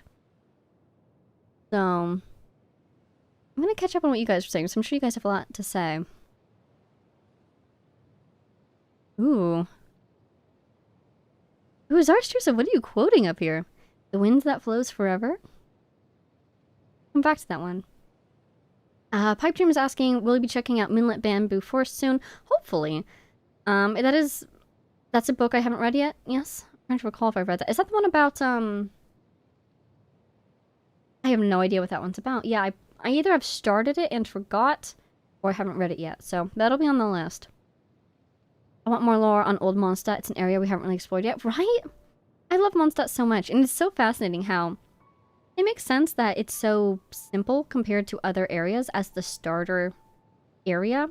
It was the beginning of the game, way back when. It's a tutorial area. But now that we're all so invested, I want to go back and get more information, you know? Venti sings the 2025 anniversary song? There's anniversary songs? Oh, BB Bones is saying, him being an elemental spirit reminds me of those little elemental guys that live inside the Dendro Dragon? Interesting. Yeah, I would like to know about elemental life forms more in general. Oh, so Decorabian never had Archonhood. He was defeated before the Archon War. Oh, well, that kind of answers that question. He wasn't an Archon. It was before Archons were a thing. So then, when did... Let's keep reading these stories, and I think it'll answer a lot of my questions. Okay, in the animation... Oh, I lost my spot. The cutscene does show the tower exploding, so Oh, yeah, in his story quest. Okay, it does kind of explode. I see, it just wasn't as destructive as I expected it to be. Does that imply that Decorabian was actually not that powerful of a god? Or did he or someone else, maybe Venti, try to divert the explosion like upwards and outwards? I wonder. Most of what we know about Old Mondstadt is from text sources. Exactly. Okay, great. This is why I want to read things more. Because I feel like there's a lot more information in this game I could have access to that I just haven't tapped into yet. Fantastic. Oh, Boris was supposed to be the Archon but said no, so Venti took it? Or at least we assume he took it? Ha! Plot twist all along. Venti was not the Archon. Just Dvalin. Kidding, kidding. Yeah, probably they didn't stay in Storm Terror's lair area because it was quite destroyed. Indeed, it seems like it was very destroyed by the storms, by the fighting. I also wonder, you know, just the bad memories of being trapped in there for who knows how long, generations maybe? They would want to move and restart Mondstadt elsewhere. Lycan's here! Hi, Lycan! We are looking at character story. Number 4. Yes. Yes? Yes. We've done a little bit here and there, and now we're on character stories. Let's see. Have you seen the special effects they added to Venti's banner? Yes! Wait, the thing that appears behind him? No. I've seen sparkles. That's it. Oh, all the Archons participated, but Venti's VA was the main singer. Oh, cool! I'll have to check that out. That's really cool. It's a teapot disc, too? Oh, wow. Ooh, Decorabian himself is quite mysterious. I think around Fontaine, some people assumed he was a god king like Deshret or Remus. Oh. I don't know much about Decorabian. I recall reading the weapon materials from Mondstadt. I think the shackles. Or is it the slates? Some of them talked about Decorabian, but I don't remember what they said. I do have Amos's bow. I got it recently. Oh, Amos's bow. Amos was, one of the people in the rebellion, right? Someone way back when in my comments told me that, I think. Digital points out, remember, a good chunk of the damage in Old Mondstadt was from Alice blowing stuff up to make it look older. Right? From the Teapot Travel Guide, Mondstadt version. She just blows stuff up. Hilarious.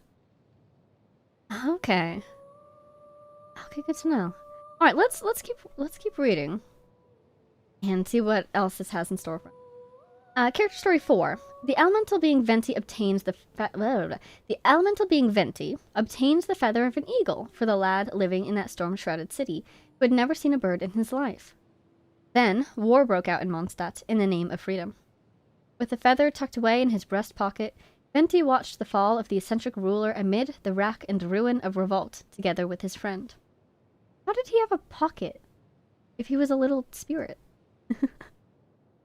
Just thinking of that animation now. The ruler had believed that he had given his subjects a city free from the bitter cold, and to the end, he believed that they had loved him as he loved them. Yet, despite the victory, Venti was never able to give that feather to the lad, for that lad had fallen in the battle for the sake of song, sky, and birds, and for the people who, like him, had dwelled within the storm wall. With the crumbling of an ancient seat of divinity, a new god was born. The Animo Archon Barbados felt power flowing at his fingertips. His first use of this power was to reconstitute himself into the likeness of that young lad. For only if he wore human shape could he play the lyre that the lad so loved. Plucking its strings, he scattered the ice and snow and split the mountains with a divine wind. He bade Mondstadt become the city of freedom, a nation without a king. In the future, he believed, it would become a better, more romantic city. Surely, he too would have wanted to live in such a place. Thus, a new age began for Mondstadt. Aww. It's such a bittersweet story. Oh, the boy's pocket? Spirit pocket? Pocket dimension? It was clearly an artifact domain. Indeed. The concept of a feather. The concept of a pocket. 5. The wiki has the references tab in the bottom of the page. Not a bad way to read almost everything about a character.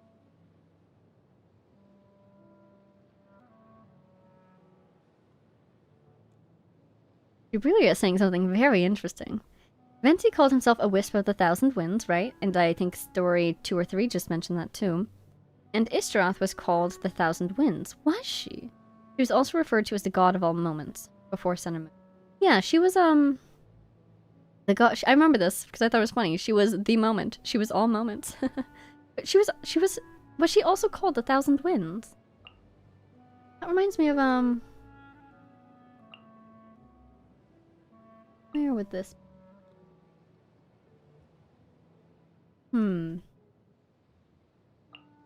I need to reread Sun and Moon. At this point, I need to memorize it. Seriously. Every time I read something, I'm like, oh my god, I need to reread Sun and Moon. Can't believe he terraformed the entire country with a pretty song. Venti style. If you're going to terraform, do it in style. Yeah, the Thousand Winds Temple in Mondstadt.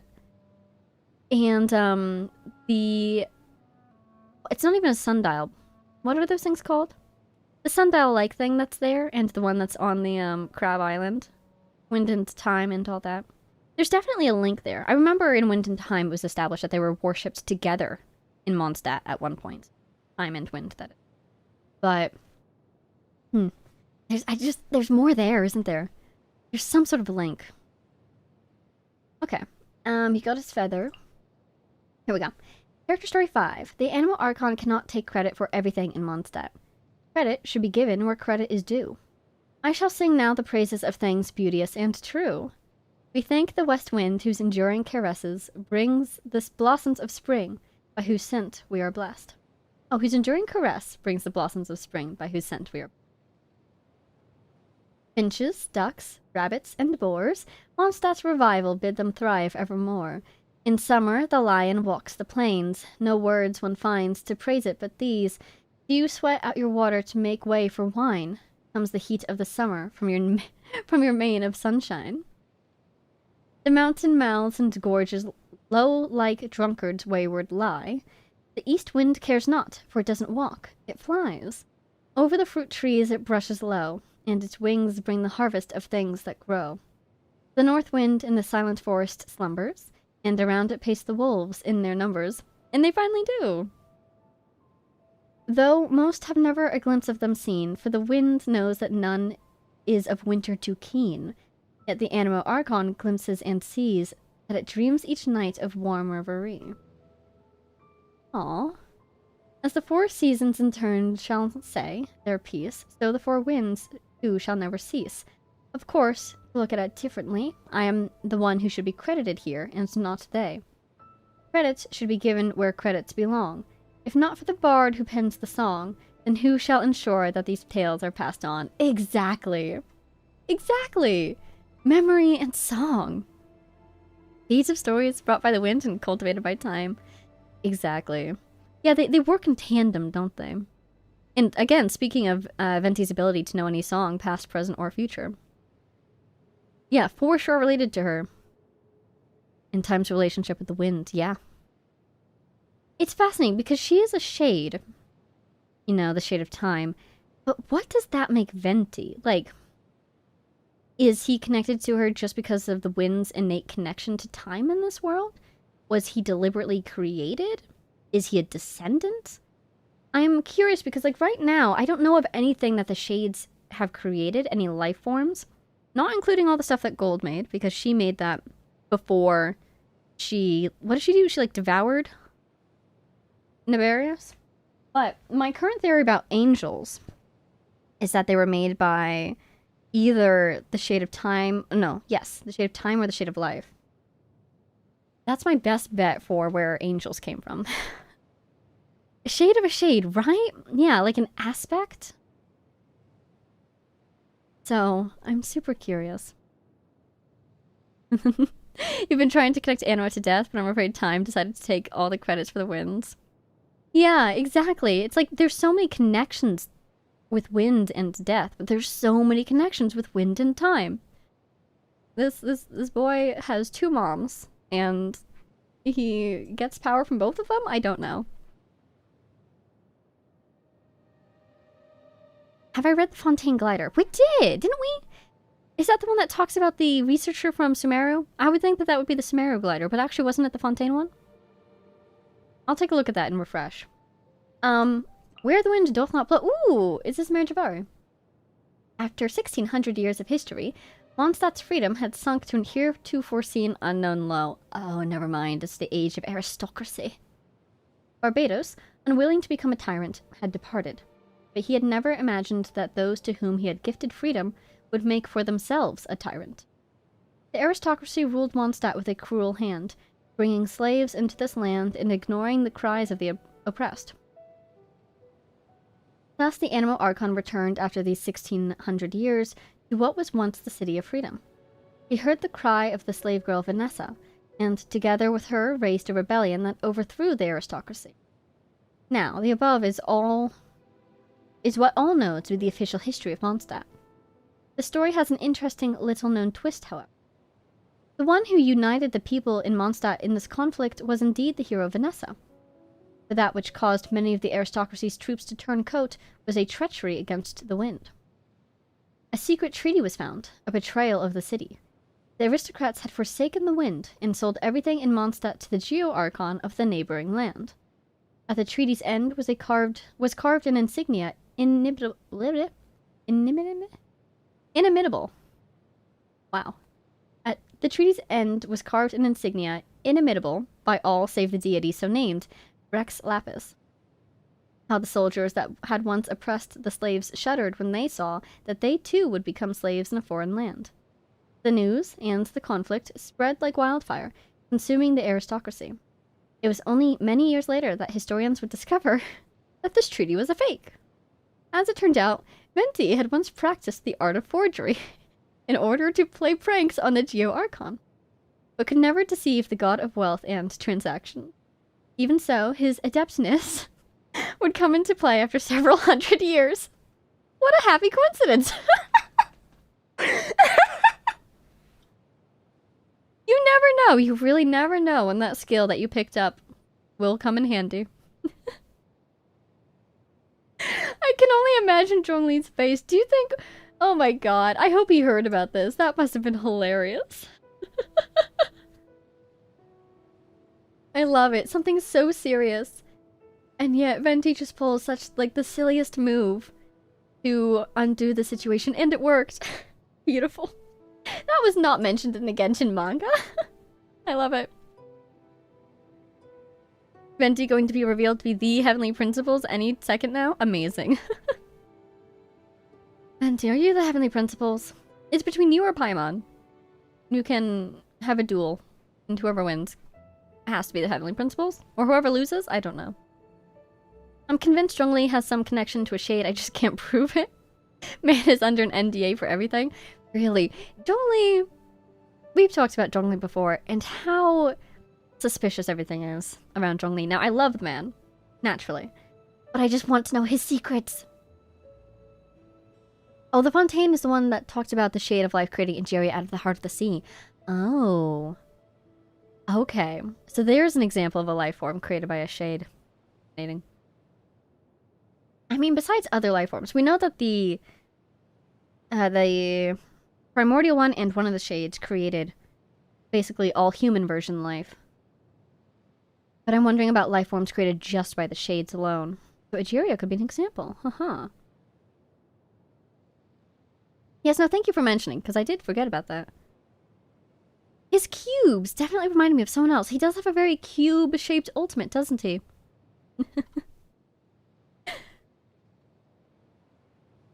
Ooh, full of mystery, born from the branches of time, a history of glory and sorrow, and witness to the divine. Venti's trailer at 106. Fascinating. I see now that theory we talked about earlier with Venti being a witness as well. Full of mystery. Yep. Born with the branches of time. Sounds about right. A history of glory and sorrow. Exactly. Truly the god of freedom. The freedom to act however he wants. We adore you, Venti. Alright, last one. Vision! Very short because he doesn't have one.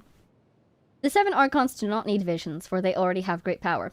Yet Barbados was fond of the mortal world, and wanted to roam Mondstadt more freely as Venti. As such, he constructed a glass ornament very much like the visions worn by those chosen by the gods. Wow, he made his? Incredible, I thought he bought it. The imitation has no special abilities, nor does Venti rely on it to channel elemental power. However, since Venti does not keep the holy lyre Dur Hamel by his side, and since he is too lazy to bring a normal lyre, he gave his fake vision the ability to turn into the wooden lyre De Frudung. Really? I have never once in his idol noticed... There's the thing. His vision is still there. I presume they just mean that the vision has the ability to manifest it. That is fascinating. Venti using his godly power, literally, to maintain his disguise. I love it. Why is Mondstadt called Mondstadt? Why? Just moons. Why are there moons everywhere? There's only 3 moons and all 3 of them are dead. Why are there moons everywhere? Ooh. So the Plume of Death, which, yes, we do know this, represents the shade of death. Ancient names, the rocks made of obsidian look like feathers. That's a great point. Oh, that's such a great touch. You're saying, yeah, when our dear heroes are getting their ancient names, the little obsidian things that they on look like feathers. That's really cool. Zhongli is the only Archon who holds a cube instead of a ball in the statues, yes?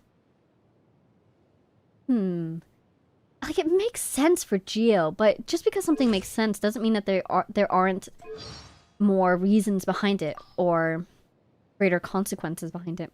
Oh, Digital's heading out. Bye, Digital! Thanks for coming today. Have a good one. His vision is also his lyre, which is also his bow. Really, it's the multi-tool of Tevat. There are so many moons. Are there even more moons now? The way that you guys are acting, I feel like I'm going to walk into Nodcry and I'm going to find just like a chamber full of moons. I'm going to walk into a mountain. It's going to be Moon Mountain. And inside, I'm going to find 77 moons or something.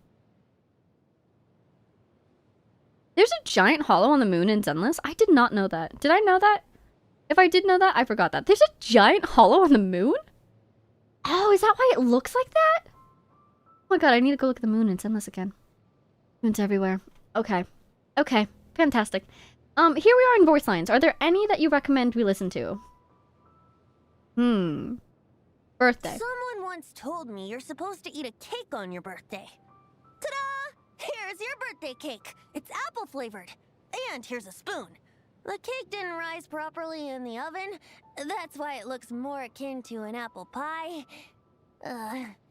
Baking is really quite complicated. I thought this would be about his birthday. Are all the birthday lines about our birthday? Still, apple flavored cake. That's adorable. He baked us a cake? That's so cute.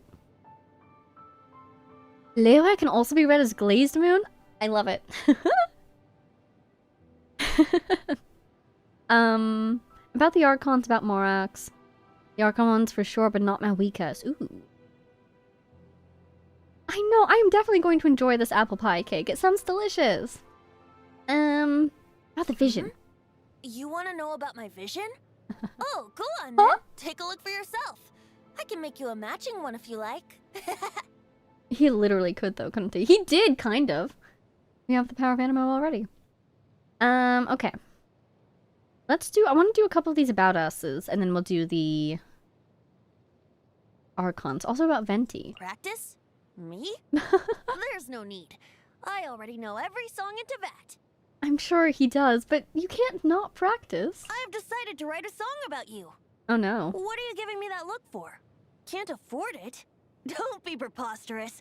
The price for you, my friend, is precisely 0 mora. Although, one thing you could do is tell me a few more of your stories. Oh, kind of nice. A story for a song? Once the heroine in the song has actually rescued the prince, I will ensure this song spreads to every corner of the continent. Oh, Venti, you know too much. How do you know all this? We have talked to him about our quest and the things that we've learned on occasion, but still, he always says things that makes it seem like he knows too much. An evening breeze really sets the mood for becoming my disciple, don't you think? We can do it right now. You just need to make me a small offering. Why does that feel like a trap? That feels like a contract I don't know what I'm signing myself up for.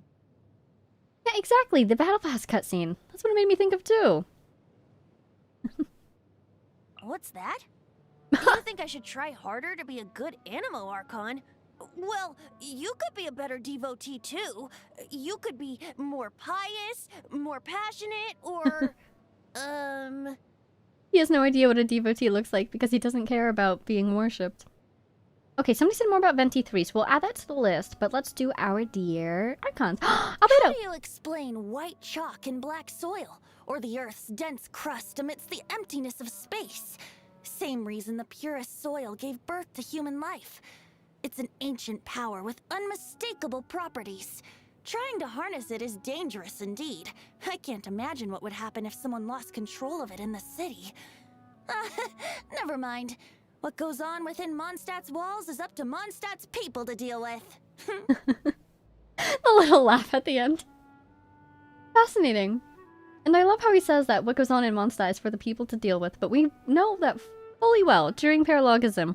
He stepped in to help. Fascinating. Have you seen that gentleman around? Huh? He's just a normal man by the name of Zhang Li now? That must be quite the change for that old blockhead. Come with me to see him, will you? I have a vintage I dug up from Windrise that I can take as a condolence gift. Oh, did he still seem strong when you saw him? How strong? Am I likely to get blown away?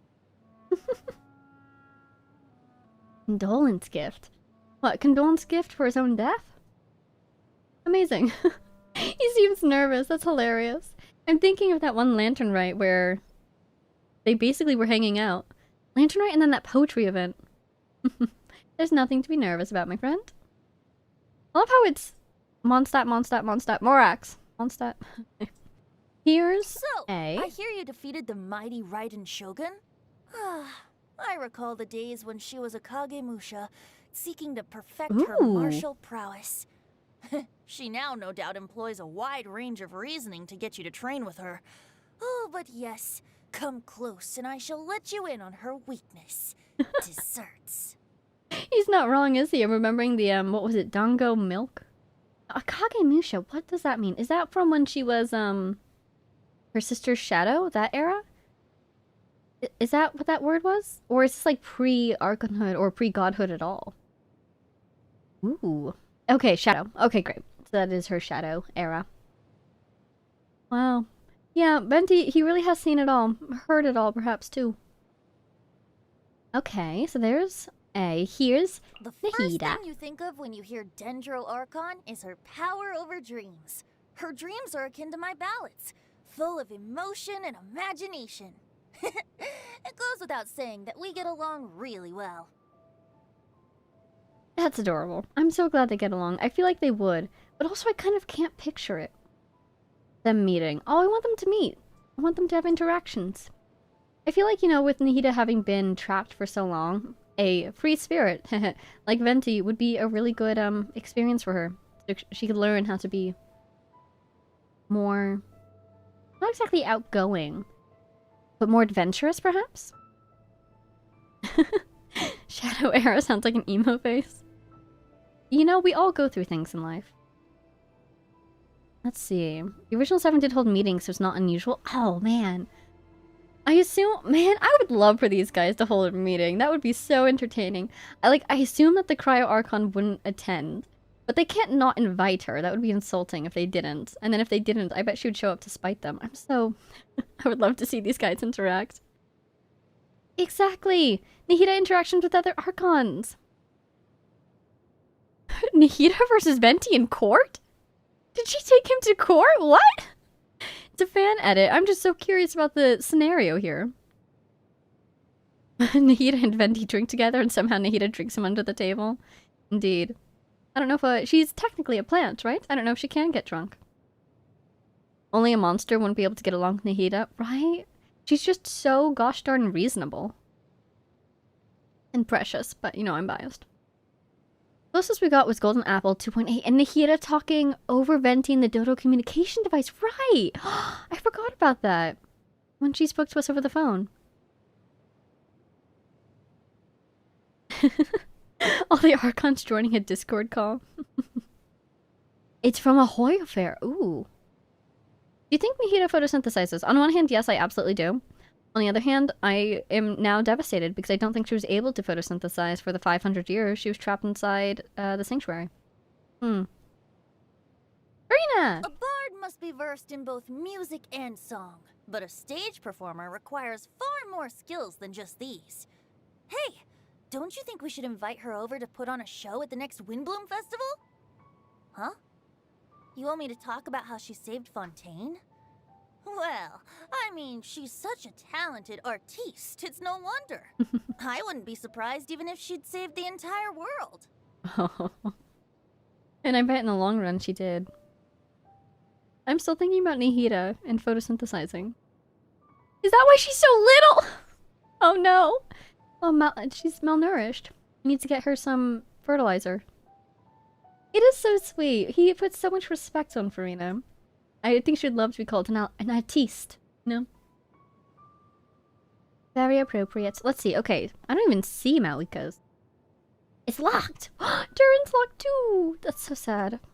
Probably behind his story quest or something. Alright, so I was recommended more about Venti 3. Should I do 1 and 2 as well? There's 5 of these. Perfect timing, traveler. I was about to ask you. What is your greatest wish? Right now?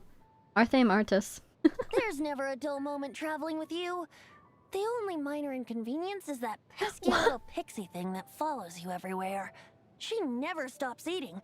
I can't begin to imagine how much you spend on food. Oh. No, Paimon! Oh yeah, they'd love to tease each other. He gave him a nickname. Do you remember during the Archon quest? They teased each other so much, almost to a suspicious amount. Venti, did you know Paimon in her past life? Do you know who she is? The Pyro Archon is a wayward, warmongering wretch, and the Geo Archon is a brutish, blundering buffoon. How do I know? Because this is written in the epic poems of days gone by. Who exactly wrote these poems? Why is this called More About Venti 3? Oh my god, Venti. Have you been making up poems about your fellow Archons just as you've been making up stories about yourself? He's just trying to make history a little bit more lighthearted, I guess. The alliteration. Celestia. I'm not sure even I could fly that far. Mm. In any case, the water there tastes foul, and the fruit is bland. You know what that means. No cider! In that case, I wouldn't go there even if I was invited. Suspicious. That's suspicious. The tightness in his voice at the end. The water is foul and the fruit is bland? Even if I was invited? Kind of implying he's not invited? Venti, what's going on here, Venti? What if Venti can't speak sincerely to us because Paimon is there monitoring us, right? Paimon. Oh, thank you for the subscription. What do I even say here? Javigarda, welcome. Thank you. Hello. I have alerts on, as you can see, but they are so very quiet. I can barely hear them. So if anyone has subscribed, thank you so much for subscribing. Welcome to the stream. We're talking about how suspicious Paimon is. So, like, you know what else is new? It's almost like they're siblings, though, says BB Bones. Okay, so Paimon top theories. She could be the sustainer of heavenly principles. She could be the primordial one. She could be Istaroth. She could be an angel. She could just be a random fairy. She could be a primordial being from the deep sea. There's so many options. And so many of them are, like, would make her our enemy, even if unintentional. So yeah, I cannot wait until they play the Paimon card. It's going to be devastating. What a line indeed. Since when was Venti a water reviewer like Neuvillette? Indeed. I would love to see those two meet as well. I think it would be really funny. But I think Venti would not enjoy it. He's too silly. He's too silly of a guy to meet Neuvillette. Unless he's in full-on Archon mode, in which case we have bigger issues at hand. Remember that one Melusine that said there's a string on Paimon? Oh my god, was that Canotilla? The person that we spoke to start the Canotilla quest, and she was saying that she sees things differently, as a Melusine does. Oh my god, the string! Oh god, Paimon! Oh no. Oh, she could be a descender, but not in the same way the Traveler is. She seems immune to the Abyss, no. That's a good question. That actually came up in Natlan Act 4 recently. Because Mawika is inviting us to go to the Abyss with her. And she said Paimon will have to stay behind. And I was wondering, like, you know, Paimon staying behind, does she or does she not have that same abyssal resistance that we have? She could still be staying behind anyways because she's not exactly a fighter, so she would be in physical danger. But, like, I love Paimon. She's such a little mystery. That string comment, though, is freaking me out. I forgot about that. She seems to be immune to everything except Ermin's soul wipes, right? Yeah, whatever she is, I do believe she's either from Teyvat or deeply connected to it.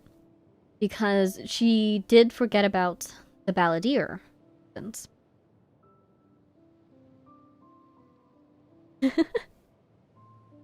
Yeah, the question is, who is walking Paimon like a pet? It's like a puppet, don't you think? It really makes me think that something above is controlling her below, you know?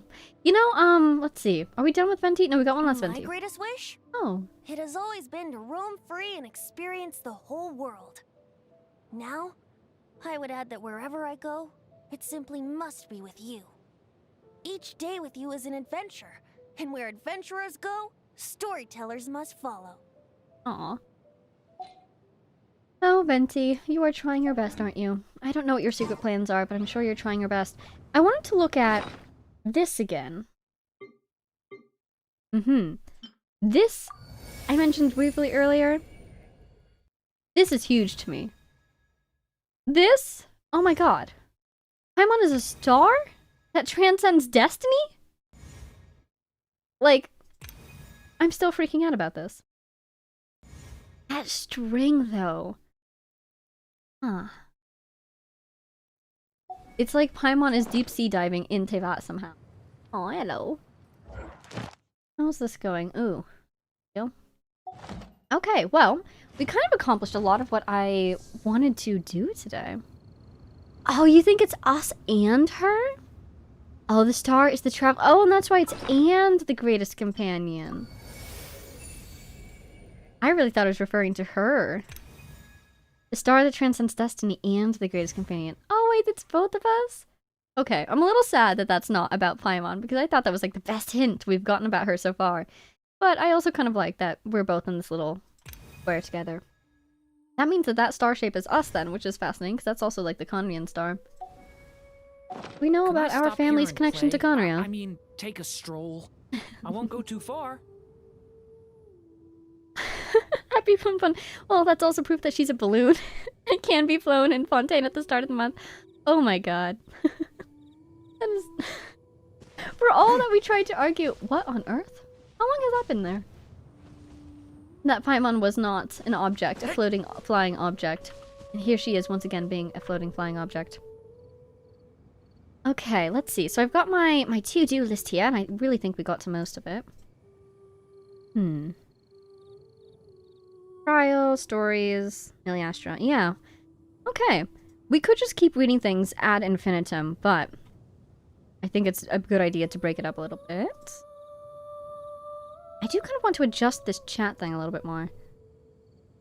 Putting people off. Let's see.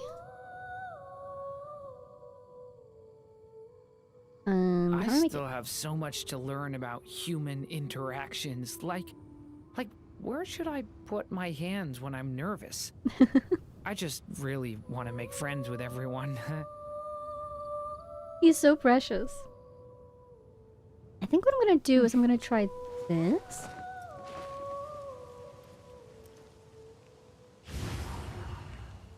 And then...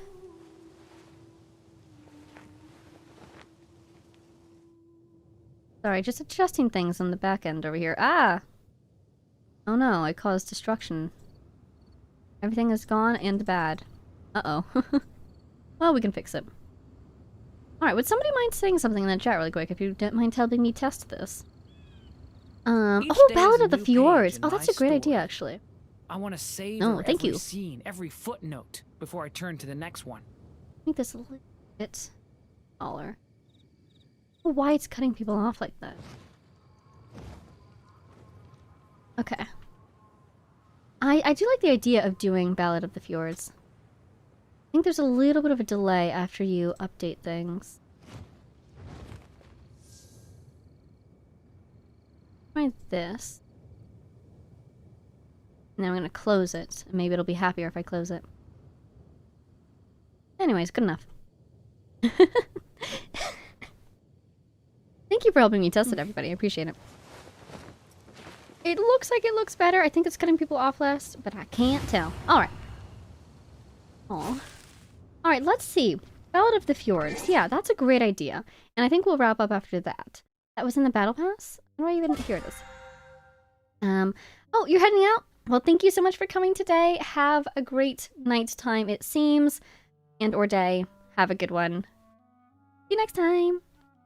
Why strongly based? He has the staff of Homa. It is his destiny to be on the brink of death. Seriously, the answer is always it's the staff of Homa. Zhongli is old. He's what? How old is he? At least like 5,000 years old, right? Because he predates even the Archon War. Canonically about to die. Oh no. It's the impact of corrosion over time. Okay. Here? Yeah, that's not too long. Alright, let's read this and then we'll wrap up after this. I think it's at least 6,000. I wonder where I can learn more about Zhongli. Would that be... That's gotta be in like Liyue readables and whatnot. Syria is recommending reading or adding Unfinished Reverie artifacts to the list of artifacts to read someday. It's the same domain as the set for Arlecchino, because it has Natlands lore. Oh, interesting.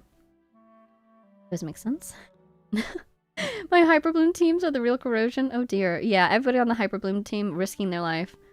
Except not. It's honestly, it's an endless fight to keep Zhongli below 50% HP because I have Farina and Kuki on that team. So the Chasm artifact set is about his name. Yeah, I was gonna say, probably something in Liyue. Chasm. Cool. The Chasm is definitely on the list to review. Because, oh my god, the Chasm. How? Everything about it. Anyways, Ballad of the Fjords. And the rest of that for another time. Here we go. Legends say the winter comes from Hyperborea. Off to a great start. And the fjords and auroras there are curved and sharp as the fangs of wolves. And the glaciers and snowfields are always fissuring forth new crevices, or filling them in, creating an ever-changing land. If we got a map like this, that would be so cool. Until at long last, the frozen earth cut itself from the umbilical cord of the continent, as though it had its own will or dreams, leaving behind only the legend of young Ajax, who discovered the country of gold and white stone in the depths of the frozen sea. Amidst the frozen air slowly drifting from the thick layers of ice, the story of the young hero brings forth a sliver of warmth and delight. The stories about him are many. Sailed he a ship into the belly of a great whale, and fought he a dragon upon the frozen plains for 7 days. He and Snegurochka once fell in love, yet lost each other due to the wicked tricks of the changelings. A truly tragic tale. Oh my god. So much is happening already. Yeah, this is probably the story that his parents got his name from. Gibril, you were so right. Oh my god. The last story worth telling goes something like this. The boy born to hunt fish beneath the ice with harpoons fell into a hitherto undiscovered kingdom. This is about Child Ajax. This ancient capital had sunk into the depths of the earth, I believe so. The earth due to some ancient disaster, but despite being buried underground, it was still as bright as the dawn. The solemn and silent king yet sat upon his massive chiseled white throne, and the scepter in his hands had not yet eaten away. The scepter in his hands not yet eaten away by insects. And the silver white trees in the courtyard were like the arms of a mother or a lover, holding the virtuous and wise priest in their embrace. Beautiful yet treacherous life, twisted and violent monsters, one by one awakened from their 1,000-year slumber. A voice, seemingly from a faraway place. Father, hey, we got a bite. Oh, sorry. So what happened? What happens next? Oh, right. Finally, the boy defeated the dragon that slept deep within the kingdom. The dragon's treasure was an infinite hoard of gold. But the boy was kind and brave, and knew that gold was the true cause of calamity and chaos, and so took only a small amount, enough for his own needs and to cure his sick friends. Huh? Is that the end of the story? The end? Really? Then tell me another story. Another story. Next time, alright? Let's stop here today, or even the fish will be scared away. Huh. Fascinating.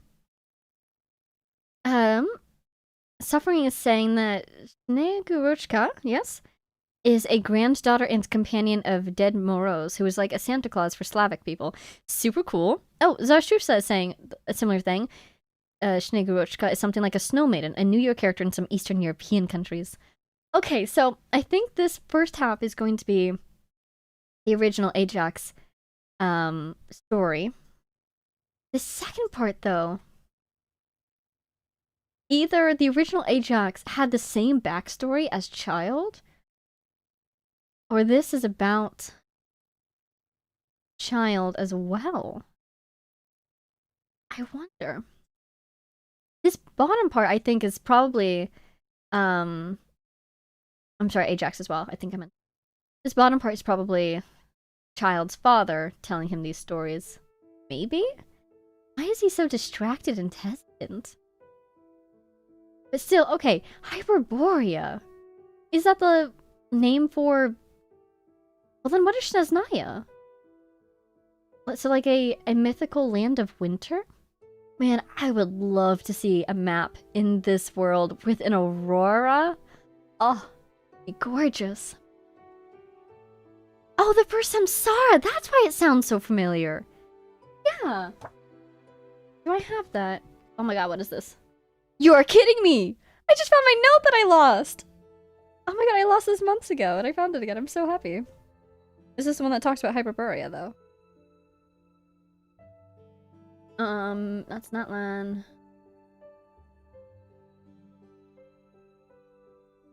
Meru.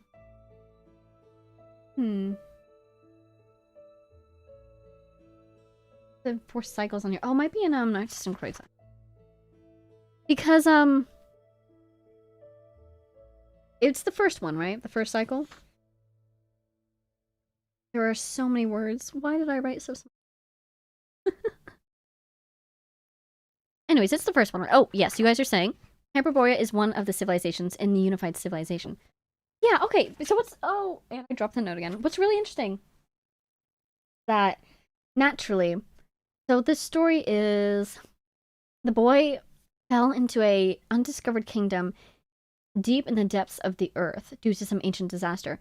That does not sound like Conria. Not Conria, I'm so sorry. In Konomiya, despite being buried underground, it was still as bright as the dawn.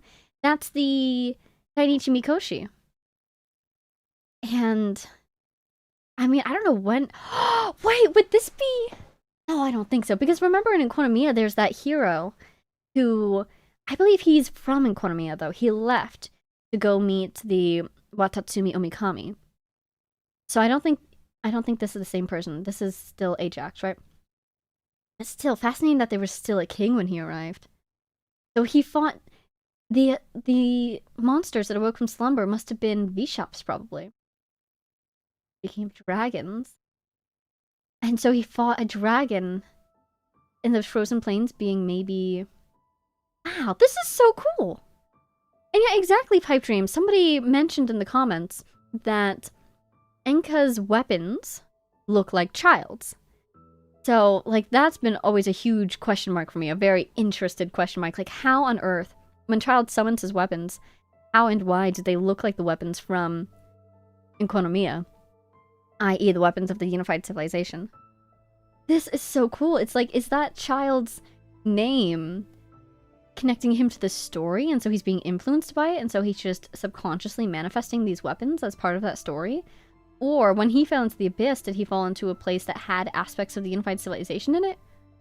Or, you know, in any of the times since then that he's gone to the abyss, or in any of his just varied adventures across the world? Yeah, exactly, BB Bones. I've been wondering if Child's name at all works similar to an ancient name. Because stories and names and fate, we see that this isn't just limited to Natlan because of Durin. You know? Super cute. Yeah, exactly, Jubilia. Yeah, Enkonomiya was a part of the civilization, the unified civilization that fell beneath the sea. And then it changed over time because they survived for a long time down there, and they built the Dainichi Mikoshi and everything. And so they were definitely impacted by battles against the V-Shops. Yeah, right? The similarities of the stories, A City of Gold and the Whale. I love it. I love the stories in this world. Oh, that was fantastic. Delightful. Amazing. I have been fed on this day. Thank you for the recommendation. That was the dessert to our meal of Fenty's character stories. Hooray! Okay, did we get all of our crabs earlier? I think we did. So we are crabless. Sadness. Amazing. And yes, indeed, Pipe Dream, the connection with the Greek names being used in the Enconomia. And with Ajax being a Greek name as well. I'm so happy right now. Okay, so I think we're just about done here. Unless there's anything else we wanted to check on before we left. I think we're good. There will be more streams in the future. There will be more videos in the future. Yeah, so we're going to wrap it up here. Thank you all so much for coming today. Any final thoughts? Oh, Zarshu is saying, my headcanon is that there could be many people with the fate of Ajax. There's a character in Inazuma lore who had a master tied to whales.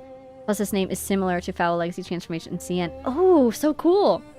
Yeah, so Child could just be the most recent of the Ajaxes. Especially if this name is known throughout stories in Tevat. Other people could have named their children that. Especially since the sentiment behind the name, in essence, finding brightness in darkness, is so sweet.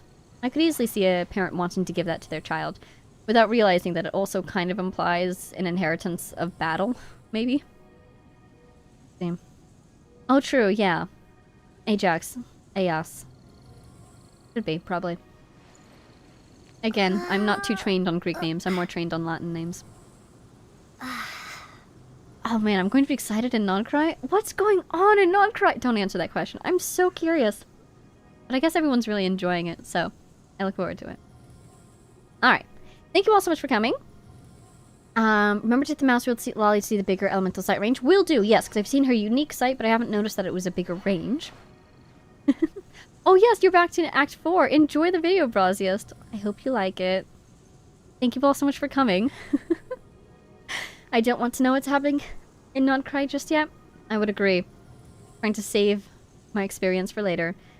But I'm so excited. Thank you all so much for coming. I'm gonna start signing off now. I hope you guys enjoyed. Finally beginning reading some of those things I've been meaning to read for absolute ages, so I'm quite happy with that. I hope it was a good review for you all as well. Oh, there's 186 moons? Don't worry about it. Makes sense, because you're going to need 186 moons in order to level up the moon character. Perfect. Have a good day or night, everybody. It's 6 a.m.? Oh no. Get some sleep, or I'm so sorry. Enjoy your super early day. Oh, there is a moon inside an Ajele Nakna. That's right. That's what the answer was. It all makes sense. Inferno needs to get back to the dishes. Be careful with the dishes. Have a good day and night. And noon into midnight, everybody.